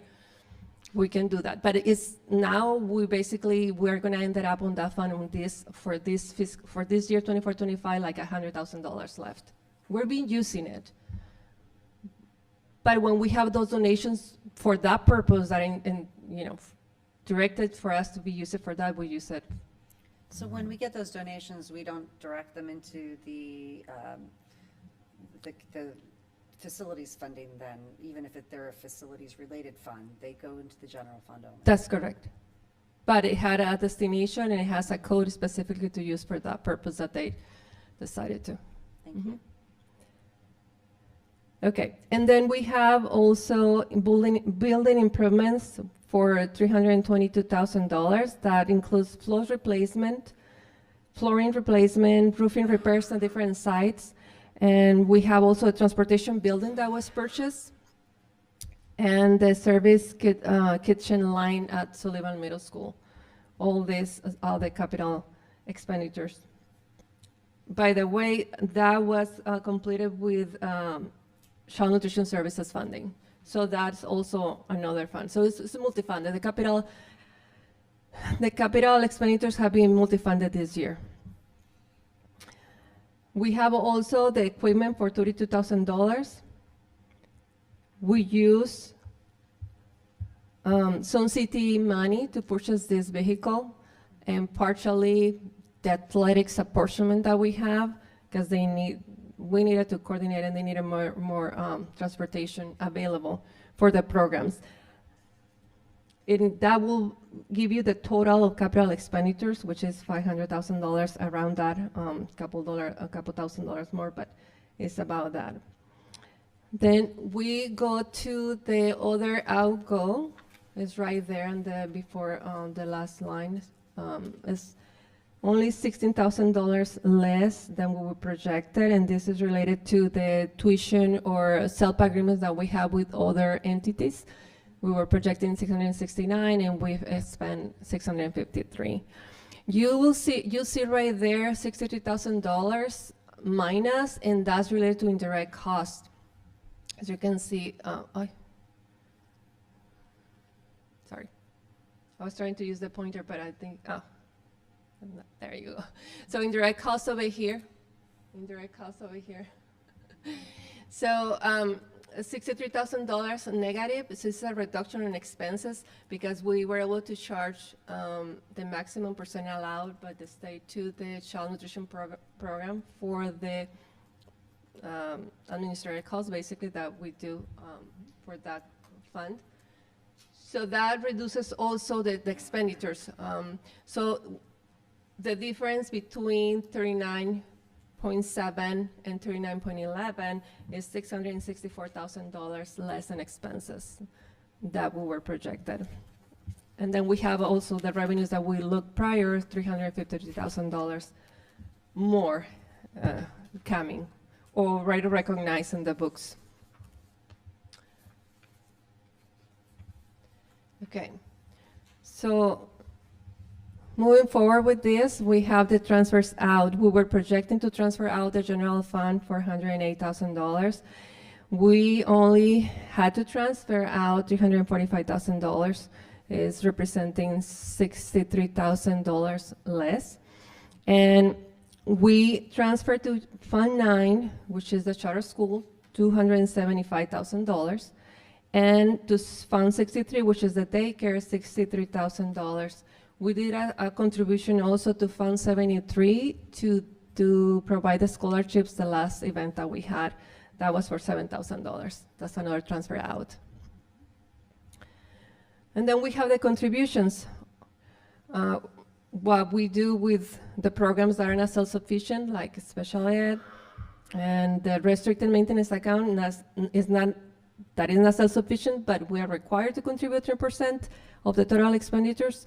So we estimated the contributions in special education of 4.8 million, and we contribute only 4.4. We were taking advantage of the grants that are available to cover some special education expenses. That's the reason why we have that difference. It's about 400,000 between both. And then the restricted maintenance account, it went up a little bit, $13,000. It's calculated, we had to contribute and it has to be 3%. If not, if we don't meet the requirement, we don't pass inspection basically, or we don't pass the system. The system won't allow us to move forward basically. Then we were projecting a contribution to ELOP, as I mentioned before, that when we estimated these numbers, we saw a reduction on the allocation for ELOP. But then when we went back again and checked when we're going to close the program, we realized that the P2 were certified and we received more funding, so we didn't have to contribute at all to this program. So we're very happy. To the contrary, we start moving more expenses to it so we can liberate general fund unrestricted.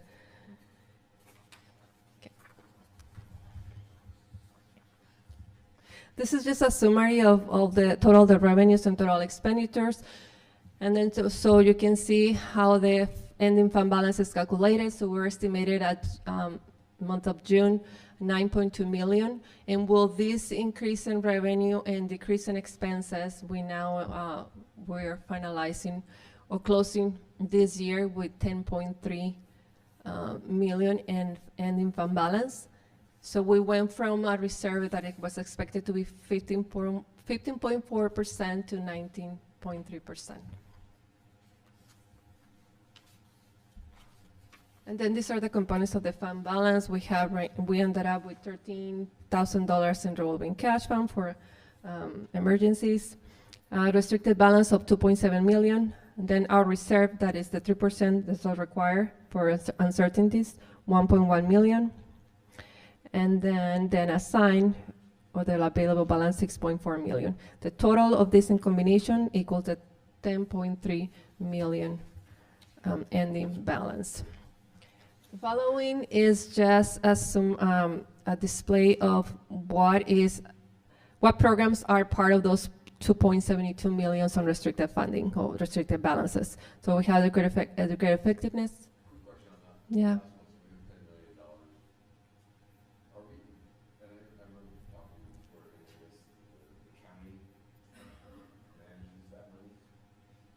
Yes. We got, I think I mentioned, we do get receiving interest, and we receive $99,000 in interest more than projected. This is not the total. I can give you the total. I can check it just to give you the exact number. Yes, we did. We do receive that. So this is what just the difference. So it's more than that, a lot more than that. Probably more like a 300,000. That will be nice. Okay. So then we'll go here. Okay, so here are the list of the programs that compound the restricted balance of 2.72 million with educator effectiveness with 10,000, 503,000 for Golden State Pathways, 319,000 for Arts and Music Instructional Materials Block Grant. And this is going to be the last year, I think, that we're planning to, because it was, planned for several years, and we budgeted entirely for 25-26 to be used. Then we have the other arts program, the Prop 28, $59.7 thousand, because we had to meet a ratio, and We don't want to be penalized or anything, so we use as much as we can, and then the rest we can carry forward. And then we have dual enrollment opportunities, $159,000. This one is a combination of 3 grants. The $43,000 is the Community Engagement Initiative. We have still a balance of Ethnic Studies block grant, and then we have a new entitlement of Prop 98 Literacy grant that we received this year. So it's a balance, it's a combination of those 3 programs. And then we have the restricted maintenance account, the one that we contribute from the general fund 3% every year. And then we have the CalShape 199.6 that we haven't paid our vendor yet because they were not able to perform before June 30th. So services were not completed. We're going to pay this this fiscal year, and we are now.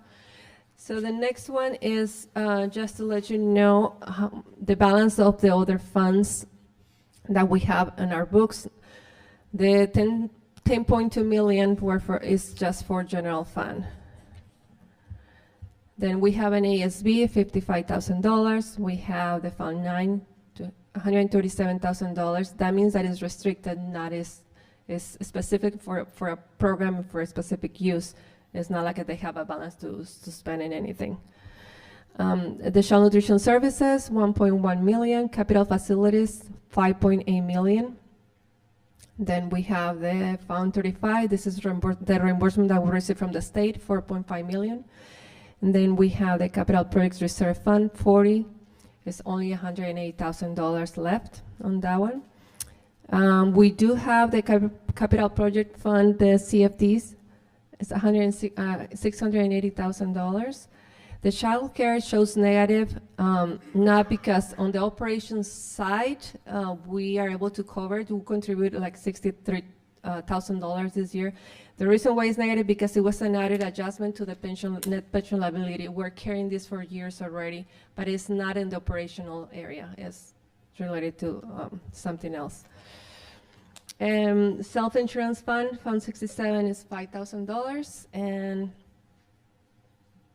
the 73, which is the Foundation Private Purpose Trust Fund, this was used to give the scholarships away. It's only $1,000 left. So, and that will be it. The next step is to have the auditors in place to finalize the audit, and once they can attest that everything was in compliance, these statements will become the official statements and the final for that fiscal year.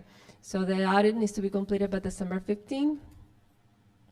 And by the same day, we need to submit the first interim report as well with the projections for the 3 years. Is there any question?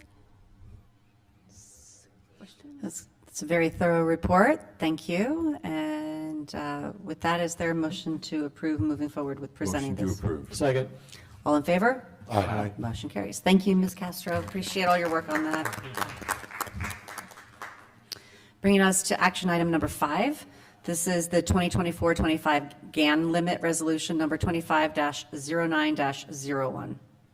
Motion to approve. Second. All in favor? Aye. Motion carries unanimously. Bringing us to action item 6, the district sunshined articles for the 25-26 negotiations with the Bonsall Teachers Association. Motion to approve. Second. All in favor? Aye. Motion carries unanimously. Bringing us then to the BTA's articles for 25-26. Motion to approve. Second. All in favor? Aye. Motion carries unanimously. Sorry, my cursor kind of jumped and went from one place to a place I didn't think I clicked on. Bringing us to item number 8, the Memorandum of Understanding between Bonsall Unified School District and Bonsall Teachers Association for the long-term independent study class size. Motion to approve. Second. All in favor? Aye. Aye. Motion carries unanimously. Bringing us to item 9, the MOU with CSUN and BUSD to provide clinical experience for speech language pathologist master's degree program. Motion to approve. Second. All in favor? Aye. Motion carries unanimously, bringing us to action item 10, the credentialed teacher to provide instruction in long-term independent study setting. Motion to approve. Second. All in favor? Aye. Motion carries unanimously, bringing us to action item 11, the memorandum of understanding with Cal State Teach and BUSD for the student teaching program. Motion to approve. Second. All in favor? Aye. Motion carries unanimously, bringing us to action item 12, the MOU with Boys to Men Mentoring Network for mentoring services at Sullivan Middle School as well as Bonsall High School. Motion to approve. Second. All in favor? Aye. Aye. Motion carries unanimously, bringing us to action item 13, the facility and program reservation agreement with Rawhide Ranch for the fall 2025 as well as the spring 2026 ranch days. Motion to approve. Second. All in favor? Aye. Motion carries unanimously, bringing us to action item 14, the MOU between the Bonsall Unified School District and the Boys and Girls Club of North County. Motion to approve. Second. All in favor? Aye. Aye. Motion carries unanimously, bringing us to action item 15, the scope of work between Qualtrics, CISA 6, and the Bonsall Unified School District. Motion to approve. Second. All in favor? Aye. Aye. Motion carries unanimously, bringing us to the action item number 16, the master contract between the Bonsall Unified School District and the Winston School for the 25-26 school year. A quick question on this one. There's no maximum amount that we're going to approve, or is it just going to be?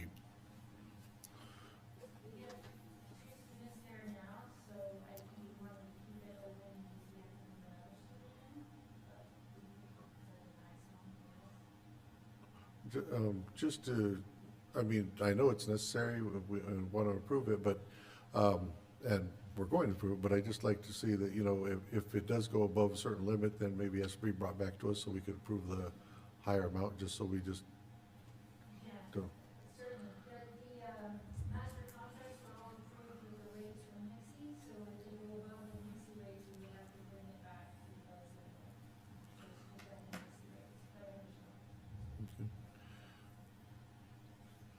So are we going to try to put a maximum amount on there, or just leave it for this way for now? I think what she was saying is that these are rates that are negotiated through our SELPA, which is the North Coastal Consortium for Special Education. And so the rates have to be vetted through them, and that's why they're presented as this. And I think if they tried to go above that, we would have to go through our NICSE SELPA in order to make any kind of changes. I think what you're saying, though, is okay, if the maximum, okay, we have the rate, but if the expenditures right now, let's say are 100,000, and all of a sudden, oh my gosh, there's 600,000. Well, we'd like to know where that's going. Right. Correct? Is that, you know what I mean? So that you don't get surprised and all of a sudden you spend 600,000, you say, well, I agree. Yes. Like a not to exceed, perhaps? Yeah, and then Yes. if you need to go above that, then you come back and say, hey, by the way, we had a third student that needed to go in. Like right now, we have 2 students, and you're like, well, let us know, for instance, 6, because that's gonna, and that would encumber some of the money. Is that, I mean, that's kind of why I haven't done that. You talk to the ranks of people when you students come home, they can't carry any. Yeah, thank you. I was just concerned about the encumberment. Would that not encumber the money so that we couldn't, well, you tell me.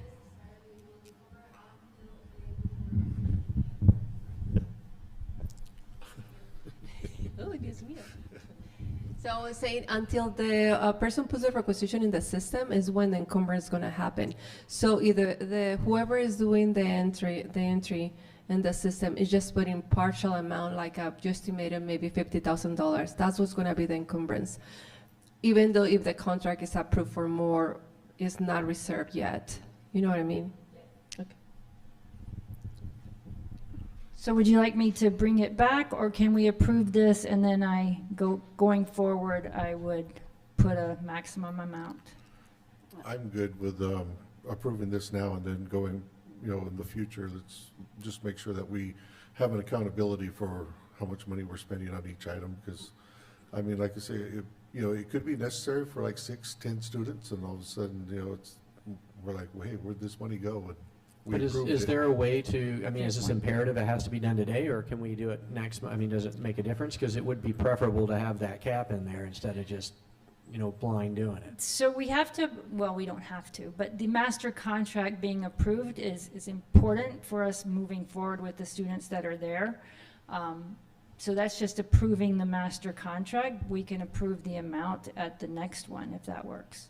Does that make sense? That makes sense. So basically, this is an outline of the rates for each of the different kinds of services for the students that are being attended to at the Winston School. So the contract needs to be in place as mentioned as it relates to having those students covered under that master contract. But we can still have a amendment to or an addition to this master contract to be brought back to us at the next meeting that actually has that cap as requested. Yeah, I saw the wording on there, and I noticed that this had to be done by the end of this month in order for the program to continue. So like I said, I'm good with making the motion to approve it, but just if we could look at putting a cap on there, a cap that we're not going to do it, but just so that we know if it goes above that. So I make a motion to approve this. Thank you. It makes sense. Thank you. Second. All in favor? Aye. Motion carries unanimously. Thank you for the clarification and dialogue. Bringing us to action item 17, the agreement renewal with First Student, Inc. for special education transportation services. Motion to approve. I got the same thing on this one here. There's no maximum on here. Could we, again, I'll second the motion, but in the future, could we look at this and put a cap on there so that we notify you? Second. So we have a motion and a second. All in favor? Aye. Motion carries unanimously. Bringing us to action item 18. This is the independent contractor agreement between Bonsall Unified School District and Kai Turley for musical consulting services. This is the drum line. Motion to approve. Second. All in favor? Aye. Motion carries unanimously, bringing us to our last action item for the evening, action item 19, and my network went out, but I happen to remember that it's the pizza guy. So is there a motion to approve the pizza guy? Motion to approve. Second. All in favor? Aye. Motion carries unanimously, bringing us to public comment. We do have a public commenter, and Mr. Gaddis will provide some construct for that. Public comment. The Bonsall Unified School District Board of Trustees welcomes participation at the district school board meetings. If you wish to address an item on the agenda, you must complete this form and deliver it to the executive assistant prior to the board considering the item. If you wish to address the board considering matters within the board's subject matter jurisdiction that are not on the agenda, you must complete this form and deliver it to the executive assistant prior to the public comment section of the agenda. Individual speakers will be allowed 3 minutes to address the board on each agenda or non-agenda item. The board shall limit the time for public input on each item to 20 minutes. With board consent, the president may increase or decrease the time allowed for public presentation depending on the topic and the number of persons wishing to be heard. The president may take a poll of speakers for or against a particular issue and may ask that additional persons speak only if they have something new to add. It is requested that speakers address the board from the podium when addressing the board. And you must be Amanda. Yeah. Okay. All right, good evening. My name is Amanda. I've been wanting to come before this board for a very long time, but I was compelled to speak tonight after the strategic focus areas and identified needs around special education were presented last month. I was disappointed to see disproportionality in special education framed as a problem with numbers simply because a significant portion of our students have individualized education programs or IEPs. The real disproportionality in this district is not how many students are identified, it's in the gap between the number of students who need support, the staffing, services, and resources provided. Families would not be forced into the litigation you see month after month in closed session if students were receiving appropriate services and were safe in their classrooms. High rates of litigation are because of a mismatch between need and the limited capacity this district has chosen to provide. But this is not only a question of capacity. Too often the services are simply not provided, even when they are written into IEPs. That failure is what drives families into litigation.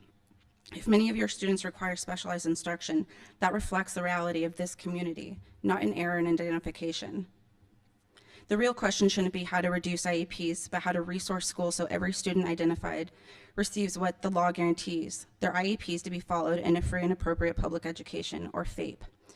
And if the district believes that the amount comes from errors in assessment, then the same logic must apply the other way. Errors and delays can just as easily mean too few children are identified.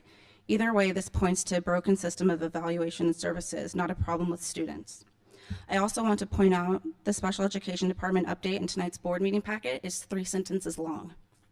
For a student population the district itself is claiming too large, the board deserves more than a 3-sentence update. Families deserve more than a 3-sentence update. These surface level reports don't tell you what is really happening in classrooms or what families are experiencing. That's why I'm urging you to actively provide stronger oversight. Consider forming a board level special education committee. Visit the special day classrooms, the severe classrooms during your site visits. Engage directly with families and the paraprofessionals in the classrooms. Compare your staffing and services with other districts in our special education local plan area, or SELPA. As one of you said last month, you want the district to move forward with honesty and transparency. That transparency requires looking deeper than surface numbers and short reports. Dr. Ghali also presented last month that one of the goals is to standardize the change of placement process and provide least restrictive environment guidance to support legally defensible data-driven placement decisions. I respect the effort to make decisions consistent, but I want to point out legally defensible is not the same as educationally effective. A placement can be defensible on paper and still fail a child in practice, especially when IEPs go unfollowed. I urge you to look beyond whether programs are defensible in court and ask whether they are effective for children. Finally, I ask this board to direct staff to consistently share resources, including NICSE workshops and parent trainings with families. The district already receives this information, but it is not reaching parents. For families who are already geographically isolated and far from services, simply forwarding what you already know about would go a long way toward reducing inequities. Thank you. Thank you. That brings us to the planning portion of our meeting. Our next regularly scheduled meeting of the Bonsall Unified School District Governing Board of Trustees is scheduled for Thursday, October 9th here at the Bonsall Community Center, unless otherwise officially noticed. Closed session at 4:30, open session at 6 p.m. And with that, we shall adjourn today's meeting at 8:45 p.m. Thank you all for being here.